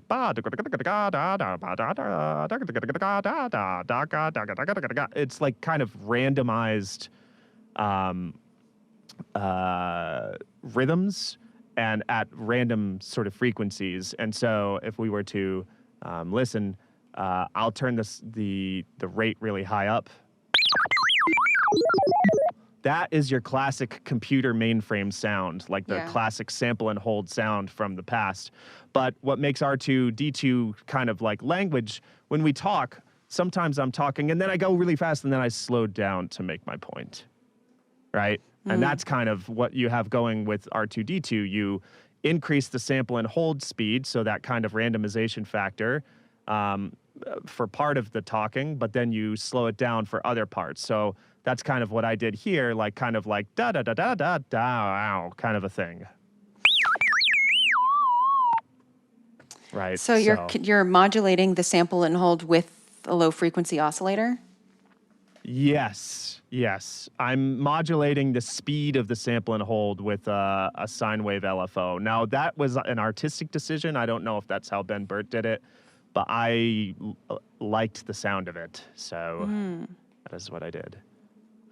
What do you think it adds to? What do you like about it? Because the sample and hold thing, the mainframe computer sound, you don't need a low frequency oscillator to do that, right? Control. It adds control. I felt it gave me finer control over when the speech would go fast and when it would go slow. So Gotcha. I could turn up the speed of the LFO. I could turn up the speed of the LFO, and then I could get like the really fast sort of sample and hold stuff. Do you mind explaining low frequency oscillator? I think Sure, if people are still that's watching easy. right now, I think people are in for the deep dive. So that's a much easier one to explain, people. An oscillator we've already discussed. Low frequency just means it's so low you usually can't hear it. There you go. And so you might say, well, what's the point? Well, you use it to control something else. You're using this electrical signal to control something else. And that's because if you I don't want to say disrupt, if you have one oscillator, aka one thing generating the sound waves, if you have one oscillator shooting out sound and you have another oscillator shooting out sound, like those sounds, the waves interact with each other. Like they can cancel each other, like they can add, they can subtract. Tell me if I'm wrong. Yes. And so a low frequency oscillator, even though you can't hear it, it will still have subtle effects on the main thing, because that's just how waves work.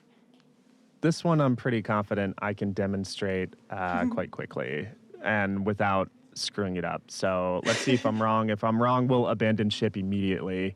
But here's what I'm going to do, everyone, is I'm going to... I've opened up another synthesizer.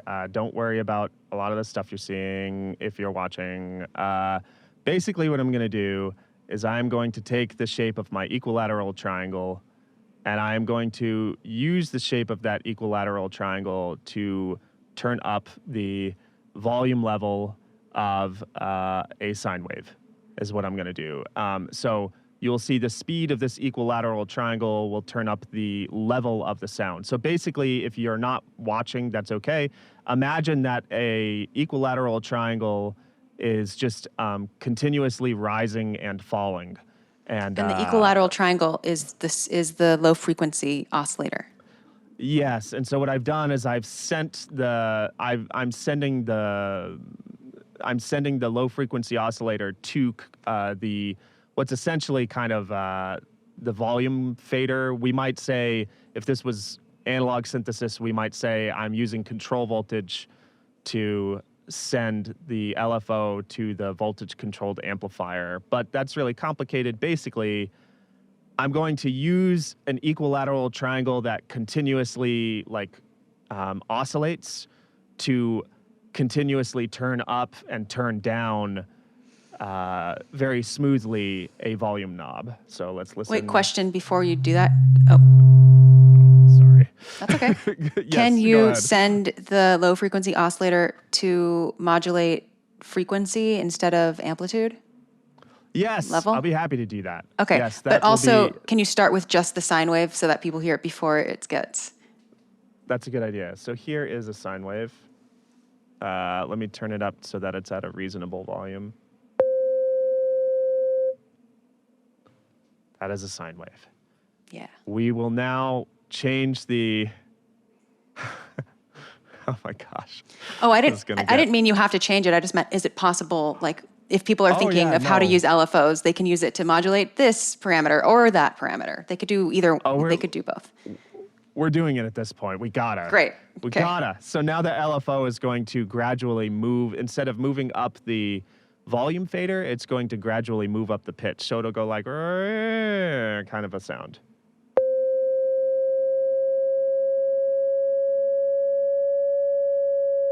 That's not extreme enough. I thought that was pretty extreme. That was awesome. Let's do even more. Let's do even more. Okay.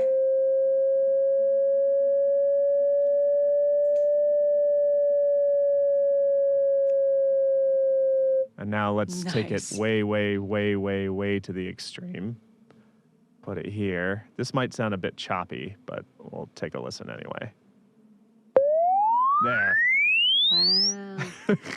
It's interesting how, because normally when you're playing the sine wave, we can't perceive, other than through perceiving the pitch, we can't really perceive the speed, like the frequency. Like, whereas with the low frequency oscillator, the changes are happening so slowly, and you can see it on screen. It's like extremely low frequency. Like, if this is a frequency of 440 hertz. Wait, sorry, per second. Wait, whatever, hertz. 440 hertz. That's what it is.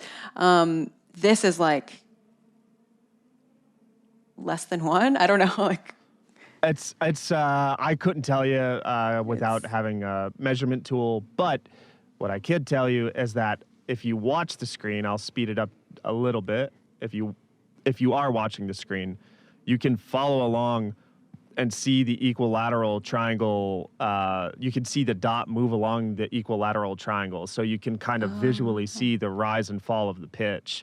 If you're not watching the screen, just imagine in your mind's eye that you have a pencil in your hand and you are slowly drawing an equilateral triangle that goes up, and then when you get to the point, you come back down. And have that image in your head in 3, 2, 1.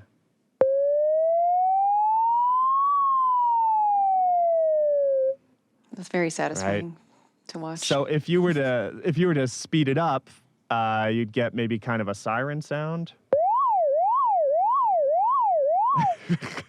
That's cool. So can you change the shape of the? Can you change it from triangle to like sawtooth?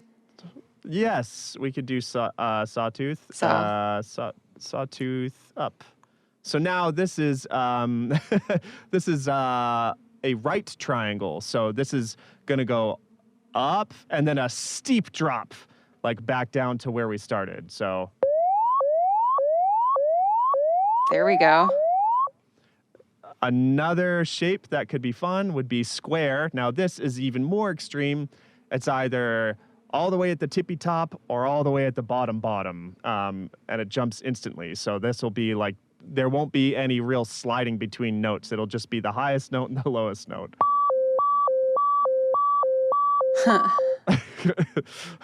So that sound actually gets used too. You can hear a lot of these in sirens. So Absolutely.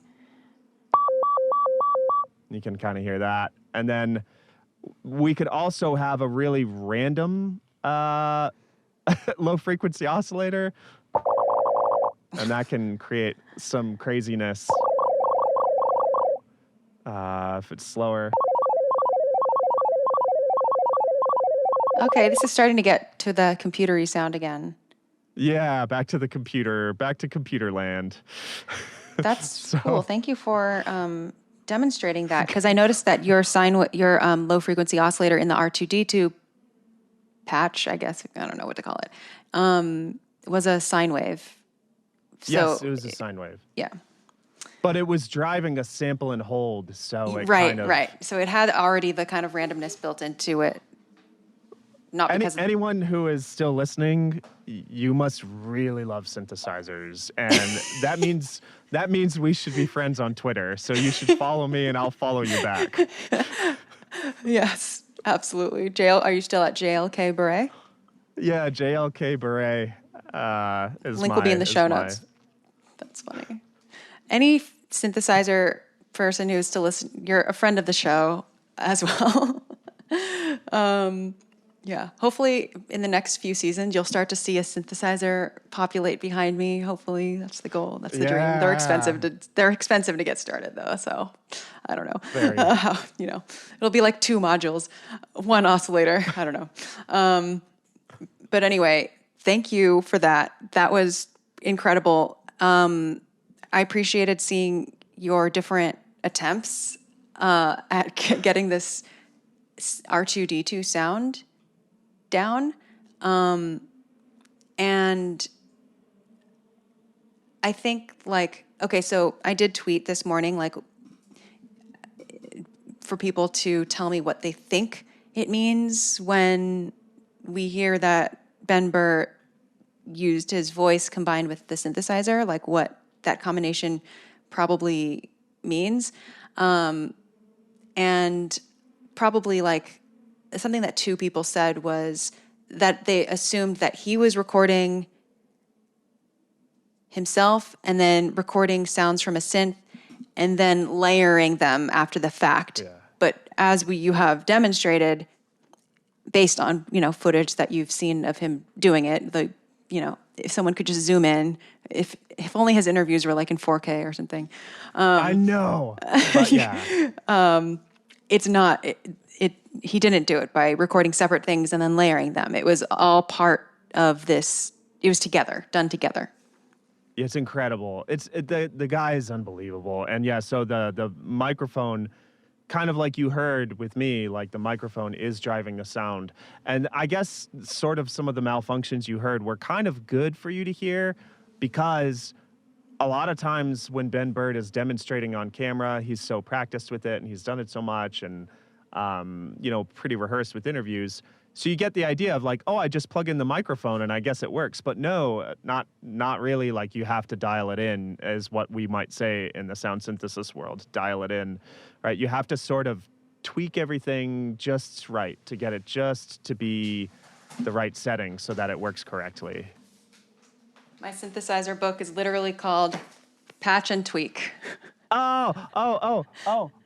Is that Lisa Belladonna's? Yeah. Yeah. Oh, wait, no, it's not. Sorry, it's not. It's Kim, Bjorn, and Chris Meyer. But if that's a good one, too, then... Hey, that's a good one, too. That's a great one, too. Yeah, shout out to Jeremy Sarek, who is former guest of the show, who gifted me this book. Oh, that's awesome. And I know you liked his episode. Yeah, he did an amazing analysis of R2D2 using a spectrogram. So if you haven't heard his episode from Empire Strikes Back, folks, you should go check that out. Link in the show notes. Yeah. Well, I appreciate you providing a forum for all of us, nerds who want an excuse to. Yeah, pretty much. I truly appreciate it. You bring so much to the show, and I think it's a treat for listeners. For listeners who are big nerds like us. So yeah, it's just great. Thank you for that. And yeah, if people have any further questions about R2 sounds, definitely let me know, or let Justin know on Twitter. At me. Yeah. At me on Twitter. And then, maybe we could follow up in the future. Okay. Continue with the minutes? Yeah. Oh, wait. I think we should back up and then listen to the R2 part again, now that we know more about it. And people think about the emotional expression. Oh my gosh, I've said so much. But going back to that thing where I was I really translated without thinking about it, the emotion of my child into the electronic sound. So then think about how much time and effort Ben Burtt would have needed to take for each little R2 snippet of sound you hear to get just the right emotional response. Yeah, it's incredible. All right, let's listen. Lieutenant? Yes, sir. Noisy brute. Why don't we just go into light speed? You can't. How would you know the hyperdrive is deactivated? The city's central computer told you. Artoo, you know better than to trust a strange computer. Ouch! Pay attention to what you're doing.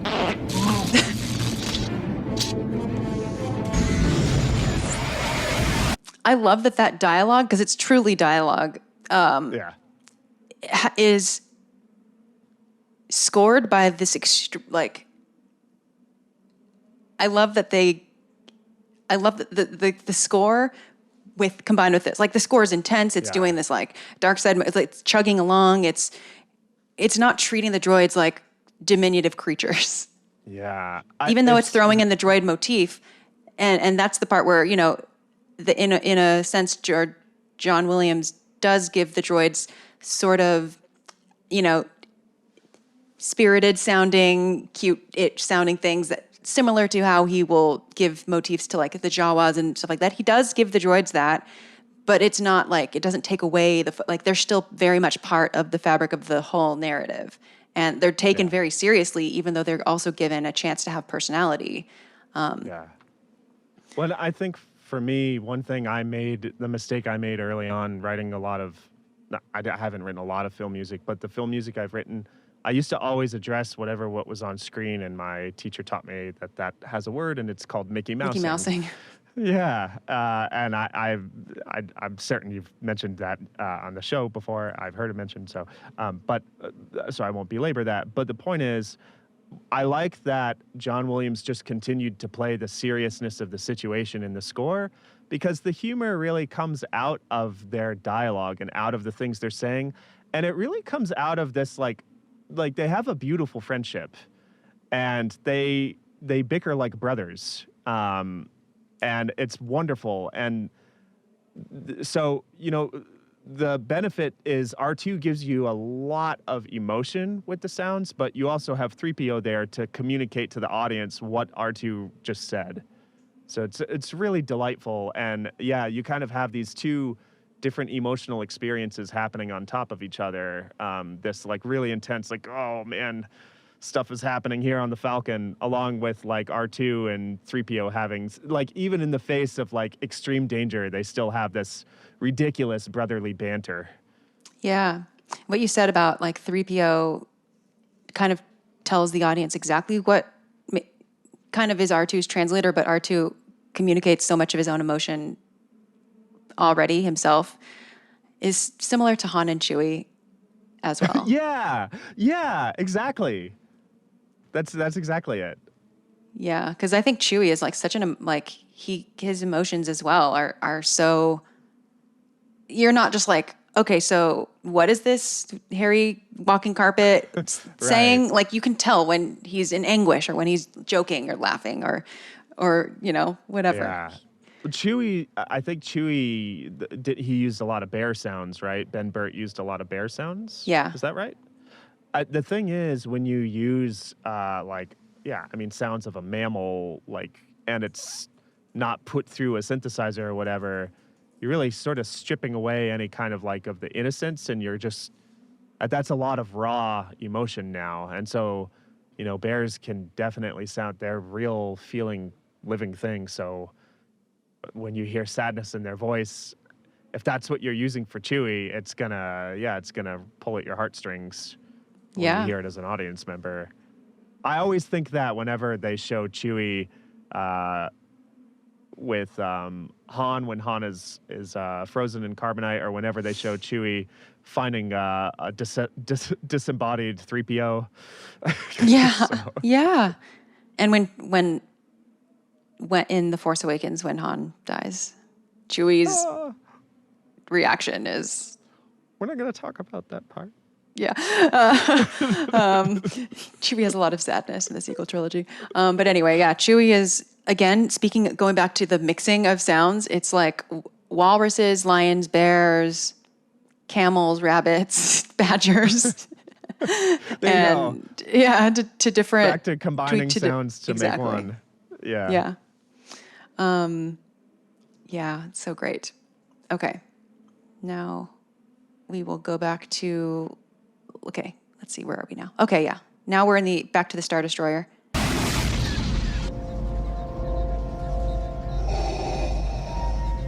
Luke, Very. son, come with me.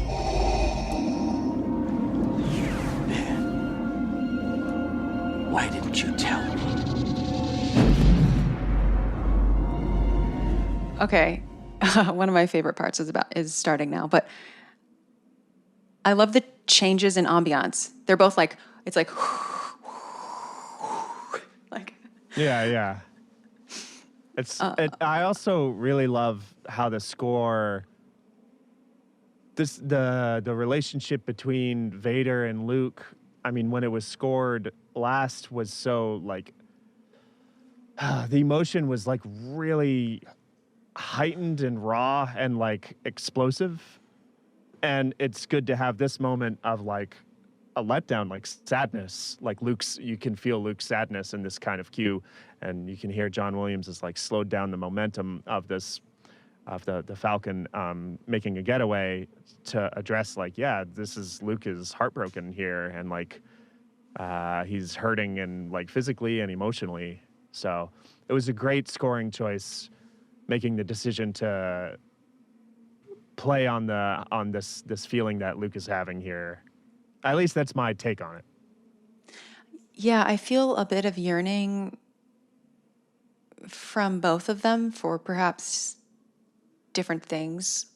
Like Vader was never fighting with Luke to defeat him. He really did want his son to join him. And here, there's a vulnerability in this. And what this reminds me of is those forced Skype chats in like the sequel trilogy between Rey and Ben, where I remember that felt really new at the time. But now that I watch this, I'm like, oh, okay, they're kind of having like a little force. They're not like directly talking to each other, but the way that it's edited is like, I believe that they're feeling each other still. Yeah.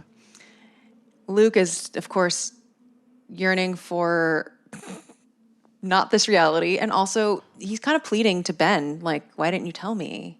Yeah. He's feeling a little bit, perhaps, betrayed or gobsmacked or something.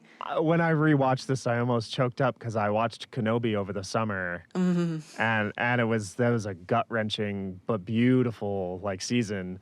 And so now when you watch it, and I'm not going to spoil anything, but it fills in some of the, it gives you some background the same way that Solo is giving you background and insight into Lando and Han Solo. Similar here, you get even more insight into Obi-Wan.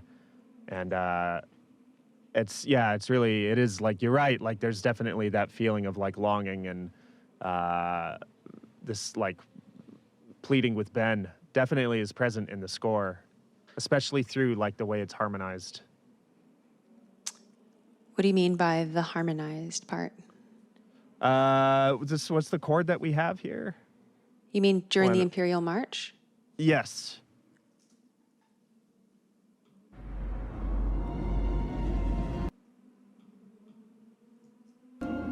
Why didn't you tell me? I should probably go back more. I do note that like it's on a very high E-flat clarinet. Come with me. And there. Why didn't you tell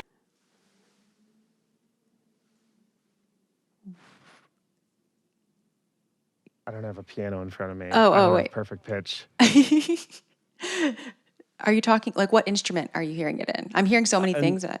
And the higher register stuff. Okay. Right in that. Father? Son, come with me. Here. The violins? Didn't you tell me? Yeah, and the flute. Right. So the violins are, the flutes are.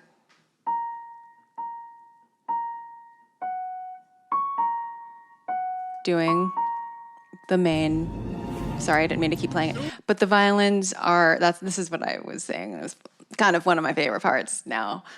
The violins kind of subtly trilling underneath. And it's like, is that what you meant? Yeah, it's like destabilizing the harmony. Yeah, so it's like G. Yeah. That's exactly what I mean. Oh, yeah, okay. Yeah, I'm glad. I didn't want to assume that's what you meant, but I wanted to talk about the violin stuff anyway. Oh, perfect. So yeah, destabilizing is a really great, I like that. Yeah.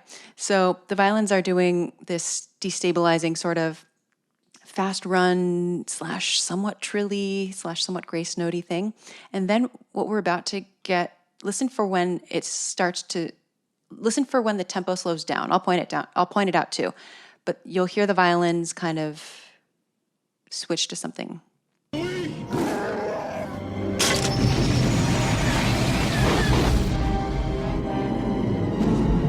Okay.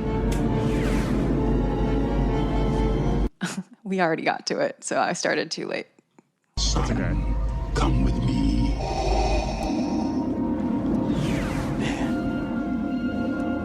Why Okay. didn't you tell me? Right here.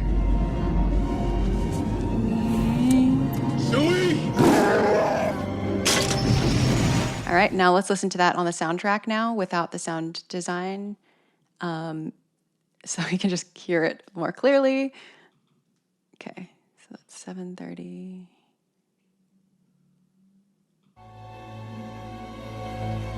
Here.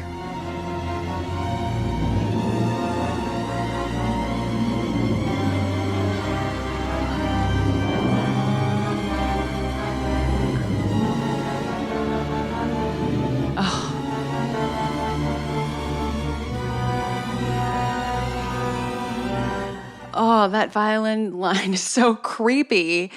Yeah. I mean, the whole thing is so ominous, but just it feels invasive or something. Like, Oh, that's a great word for it.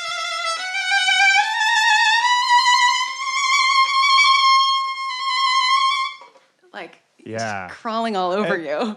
Yeah, because the way that's another great description. Yeah, because the way that the melody is, is it in the?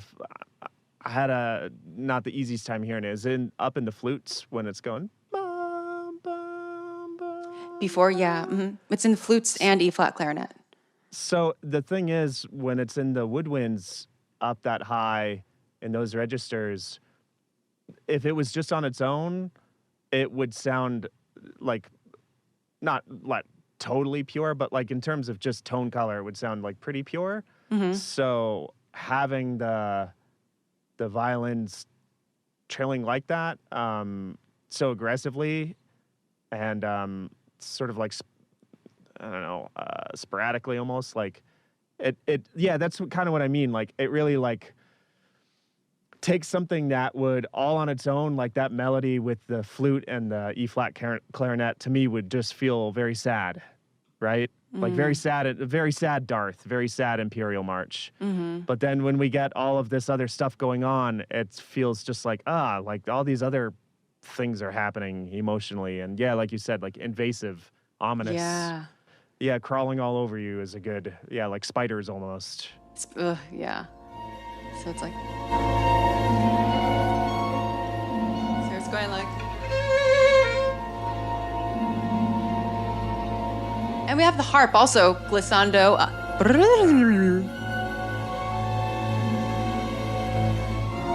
And then here. So here the main Imperial March has dropped out, but we have, this brass takes over, I guess, from the woodwinds. The brass is here doing an ominous thing, and then the strings are even louder. Like they're like mezzo forte here. They're not just background. So the creepiness is just.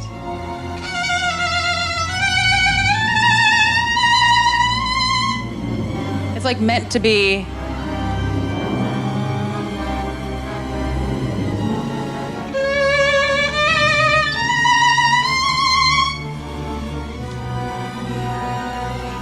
Here, Imperial March again.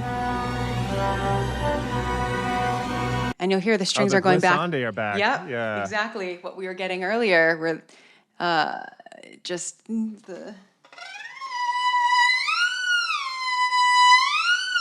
I don't remember what the actual notes are, but it's quite the chromaticism, the really rapid trilling, the persistent trilling. You know, it's not just trilling. Usually doesn't last that long. It's usually like an ornament or something that doesn't persist over 12 bars or however long this is at such a slow pace. So at such a loud dynamic. It makes a statement, I guess, is what I'm saying. It's like a unique part of, I think it's a unique part of this score. Really evocative and has weight to it. I don't know why it feels like it's really weighty. Probably because it's not been like overused. It feels like an entirely new emotion, even. Yeah. Yeah, I'd never realized some of the stuff going on was like a callback to earlier, like the string glissandi. So that's really cool. I learned a lot of new stuff about Empire Strikes Back today. So it's an exciting feeling. It really is an exciting feeling. I'm gonna have to re-listen to the soundtrack. There's so much too. Like I had forgotten that this is our first. This film is the first instance of Yoda's theme, and it's like, oh man, like how much more? And Han and Leia. Yeah, because you did the asteroid field theme at the start of your show, and then and that's a classic cue, and then we get Han and Leia, and then we get this ending cue, and then we get Yoda. This is like it's incredible. This is an amazing score. Yes, it really is. Oh, I should mention the ARP 2600 is also used in other parts of the score, not for sound design, but for music. So I went on and on and on about it. I will say only one short, 3-sentence-ish paragraph about it. So anyone who's listening who's made it this far, you already do know the ARP 2600. You may just not know you know it. It's R2-D2's voice. It's also the bass line in Thriller. If you listen to the song Thriller by Michael Jackson. It's used, it was ubiquitous. It was a very commonly used tool. So I am not surprised to hear that it made its way into the score. Late 70s, early 80s movie. Yeah. That's great. Okay. Now let's continue.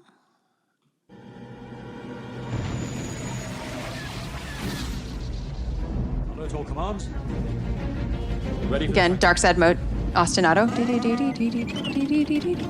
Artoo, come back at once. You haven't Let's play it underneath. me yet. And I like how it steps up, like it modulates, or not modulate, whatever. I'm standing here in pieces, and you're having to lose the grandeur. I love this. Yes! That's such a good beep. Scream!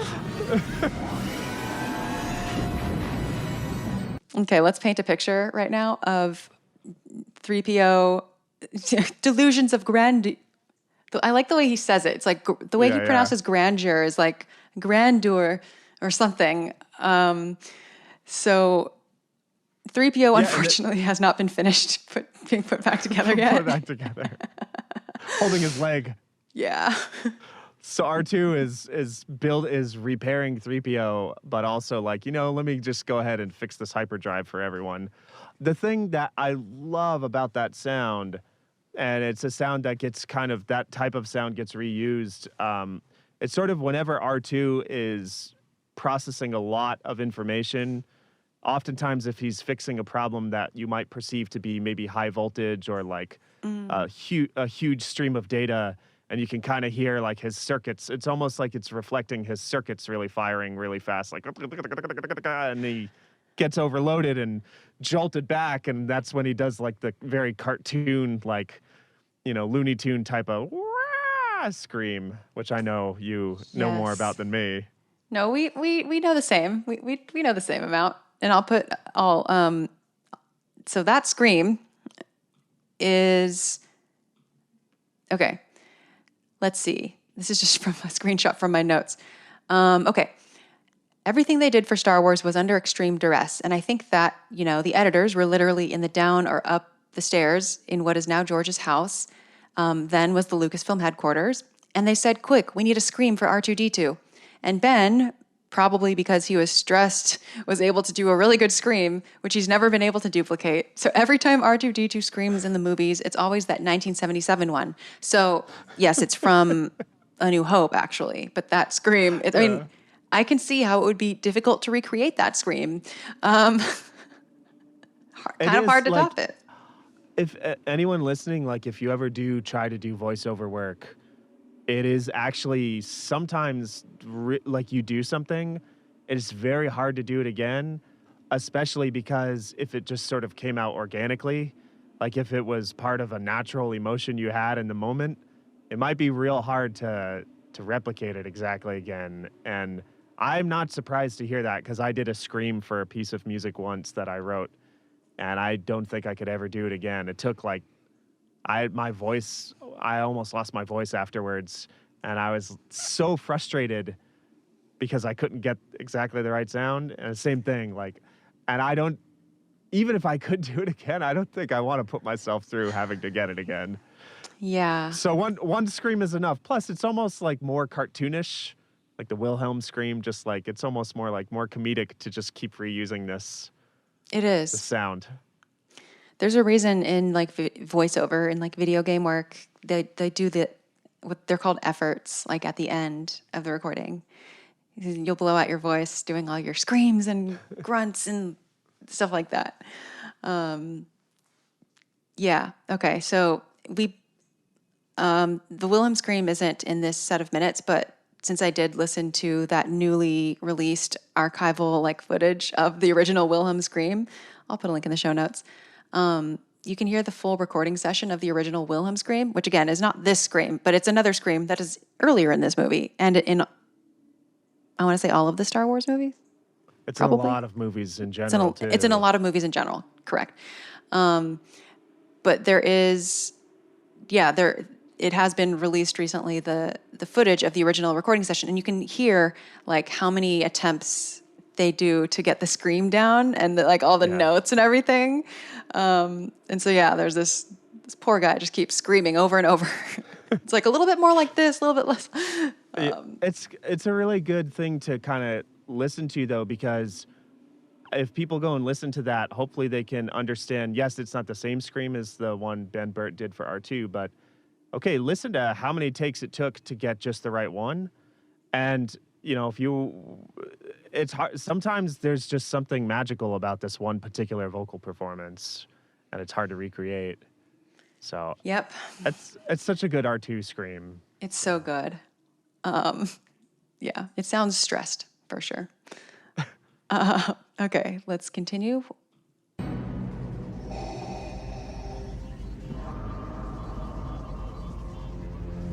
That background noise is really great.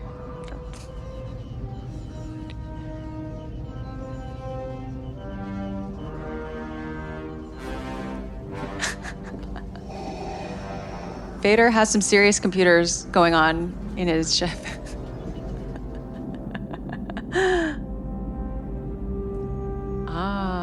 And that transition, that last note of that previous section just is held and transitions right into the first note of Luke's theme. So that's nice. Very smooth.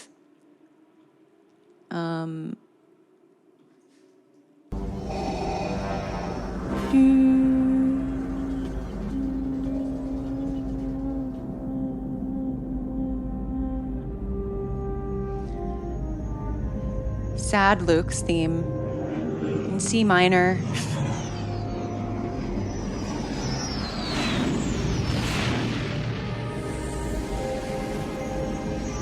I love when those woodwinds join in.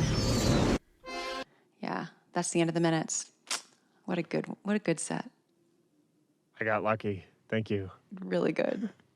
In the Dan Golding episode, we talked about the 15-second rule, and Alex Cunningham, I didn't forget, you asked for examples of the 15-second rule, and I had described the 15-second rule, which was something I learned about in Frank Lehman's book, Hollywood Harmony, and basically it has to do with the tonal similarity that you retain when switching from one cue to the next cue, or perhaps from the end of one music to the start of the new music.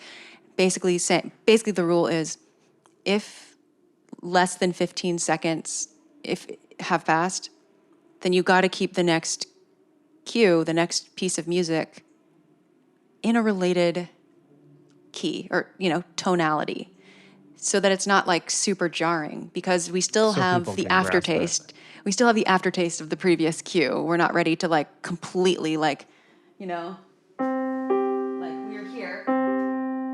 So what if the next cue was like, I don't know. Actually that does share a note. So that wasn't even a good example. So what if we went from here to then there to like here? Like that would be super jarring to be like the next key. So the other part of the rule is if it's been longer than 15 seconds, like say you have a minute long gap between the end of the last cue and the start of the new cue, then viewers don't remember, they're not still stuck on the tonality of the last cue. So do whatever. So it has to do with distance. And here, even though I don't think, actually this might be the start. It's technically like the end of one cue, and I don't know if the next part is technically considered a new cue, but whatever. We're switching to a new scene and there's like a wipe cut. This definitely abides by the 15-second rule, because literally that C that ended the previous cue ends up being the same C that starts the next cue. You're still related, so it flows very smoothly. That's cool. I didn't know that. I hadn't heard about that. That's really cool. Good to know. Yeah, I mean, it was something that one guy said. It was, I don't know, it's not like industry, like I never hear like, I don't know, you're going to be hired for a composition job and they're like, keep in mind, I want you to abide by the 15-second rule. It's like one theorist / composer's personal, what he thinks. But a lot of John Williams' scores, like throughout this movie, they do abide by this quote unquote rule. And it seems reasonable. It's really cool to learn that information, though. So many really interesting things I learned today. 97 edit, the violin glissandi happening. Learned about hearing the 15-second. Yeah, man, all this cool stuff. Well, I'm going to review what the themes were from this set of minutes. So actually, the cues were losing a hand, I think at the beginning of 2 hyperspace, potentially. I don't know why my notes have question marks. Past Chrysanthi, what were you thinking when you did this? Future Chrysanthi doesn't know what you meant. Okay, I'm sorry. So there's question marks there, not sure why. But the musical themes were the pseudo-bald mountain motif, coined by me, the Dark Side melody, Dark Side ostinato, Leia's theme, the droid's theme, the Imperial March, and the main theme, aka Luke's theme. And then in the soundtrack, we are in Rescue from Cloud City / hyperspace. And Justin, I'm going to put you on the spot and ask you to answer the Star Wars Music Minute Questionnaire again. Okay. For the second time. And I can tell you your old answers if you want, or I can tell them after you say your new answers. I know one of them because it's unchanging, but go ahead. Okay, cool. So the question number 1 is, in exactly 3 words, what does Star Wars sound like? I remember what I said. Okay. For this one, I'll say... Like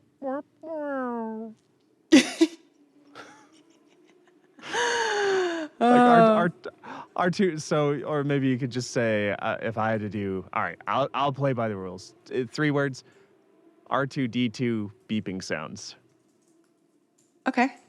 I mean, the other one plays by the rules too. Your previous one was psh, vroom, psh. Yeah, that So- was the onomatopoeia, my lightsaber. R2D2 beeping sounds. Well, put them both. Okay.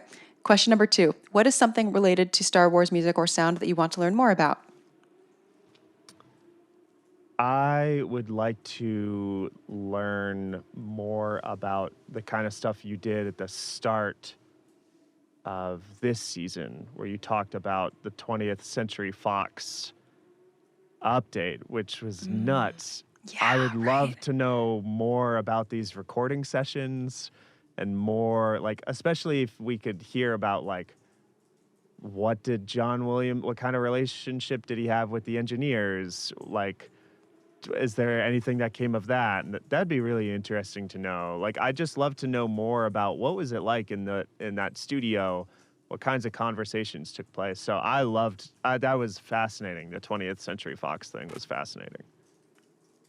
Yeah, it was fascinating for me to learn that in my research as well. And if listeners, you're not sure what we're talking about, go back to episode 1 of this season, in which I talk about the fact that Empire Strikes Back has a new recording of the 20th Century Fox fanfare that is different than the one in A New Hope, which used the old Alfred Newman version. So John Williams re-recorded the 20th Century Fox fanfare for this film. So that's the first time we hear that. So, and if you go back to that episode, link in the show notes, I compare the 2 recordings. You can hear them side by side and hear the differences. Yeah, I would like to know all that stuff too. Your previous answer was Duel of the Fates orchestration. Oh yeah, I mean, It's very good. yeah, I can't wait to do The Phantom Menace. yeah, it's gonna be a good one. Yeah. Okay, finally, what is a score or soundtrack that you're fond of besides anything Star Wars? I know that the last answer I gave must have been iRobot, Teenage Mutant Ninja Turtles, Deprez's Teenage Mutant Ninja Turtles, and Spirited Away. Yes, 'Cause it's all 3. Yeah, those scores really mean a lot to me, and they always, like, it's kind of been unchanging. And then Star Wars, but more recently, I've kind of rediscovered Wendy Carlos's score for Tron, which is incredible. She does this synthesis of, it's called the Shepherd's Tone, but I won't get into it. We've But talked about it on the people- podcast a couple times. Don't worry. Yeah, people like the Shepherd's Tone is amazing. Anyways, it's a great score. And I think Wendy Carlos maybe doesn't always get enough credit for how brilliant and forward-thinking her scores were. So, one thing people may not know, but she was one of the first people to really heavily combine electronic music with orchestra in movie scores. And that's pretty much like every score now. That's true. And so she was kind of a pioneer there. Yeah. Several guests have said The Shining as their Yes. I only don't pick, actually my favorite in terms of like the musical aspect is probably A Clockwork Orange, but I can't listen to it because it was such a brutal film. Yeah. It's a really like well-made film, but I watched it once. I tried to watch it again, but it's too hard. It's too hard to get through. It is. It's a content warning, like a serious one for people listening. It's, if you do watch A Clockwork Orange, it's a hard film to get through, and there's a lot of triggers in there. So, and The Shining, similar. It's just so like terrifying. So I like Tron because it's calming and it's nerdy, and it's like I don't have to worry about anything really. Nothing all that terrible happens in Tron. Do you know where one can? The problem with Wendy Carlos soundtracks is they're pretty hard to find, especially stream. Do you? Yeah. Maybe I should just check it out from the library. I guess it's on CD probably, just not so here's- digitally. This is what I love about Wendy Carlos. Like, her music is almost like an analog synthesizer. Like, you have to go find it. Yeah. There's this incredible album she did that I bought called Sonic Seasonings. And it is breathtaking, but you can't stream it. You can't just YouTube it. You won't find it. You might find it uploaded by some really risk-taking individual, but she protects the rights to her work, and I really respect that. And she's this kind of special artist to me because you go and find Wendy Carlos. It doesn't just pop up. It's like, no, you're gonna go. It's like going to find like a Jedi, master or something out in the wilderness. Like, Yeah. you will go find and sit under the learning tree of Wendy Carlos. For people who don't know about her, she was a really big pioneer in electronic music. A giant. She's a giant of electronic music, and so that Switched album on was Bach. really good. Yep, Switched on Bach, classic. Yeah. I'm putting up Grammy Award winning. Ah, there she is. Yeah. A genius at work. Yes. Yeah. I recently went on the Neutron ride at Disney World. Unfortunately, her music was not part of it. It was Daft Punk, but. Oh, well, I will say that a close second for a favorite score, favorite one that I haven't listed might be the Daft Punk version of Tron. I like it so- too. I haven't seen the original Tron. I've seen the Daft Punk one though, and I liked it. The way the Daft Punk breakup video, like when they announced the band was ending, like I cried watching it. So I have a lot of emotional attachment to Daft Punk too. They broke the way up? they- Oh yeah. Oh no. Oh man. All of us in the electronic music community.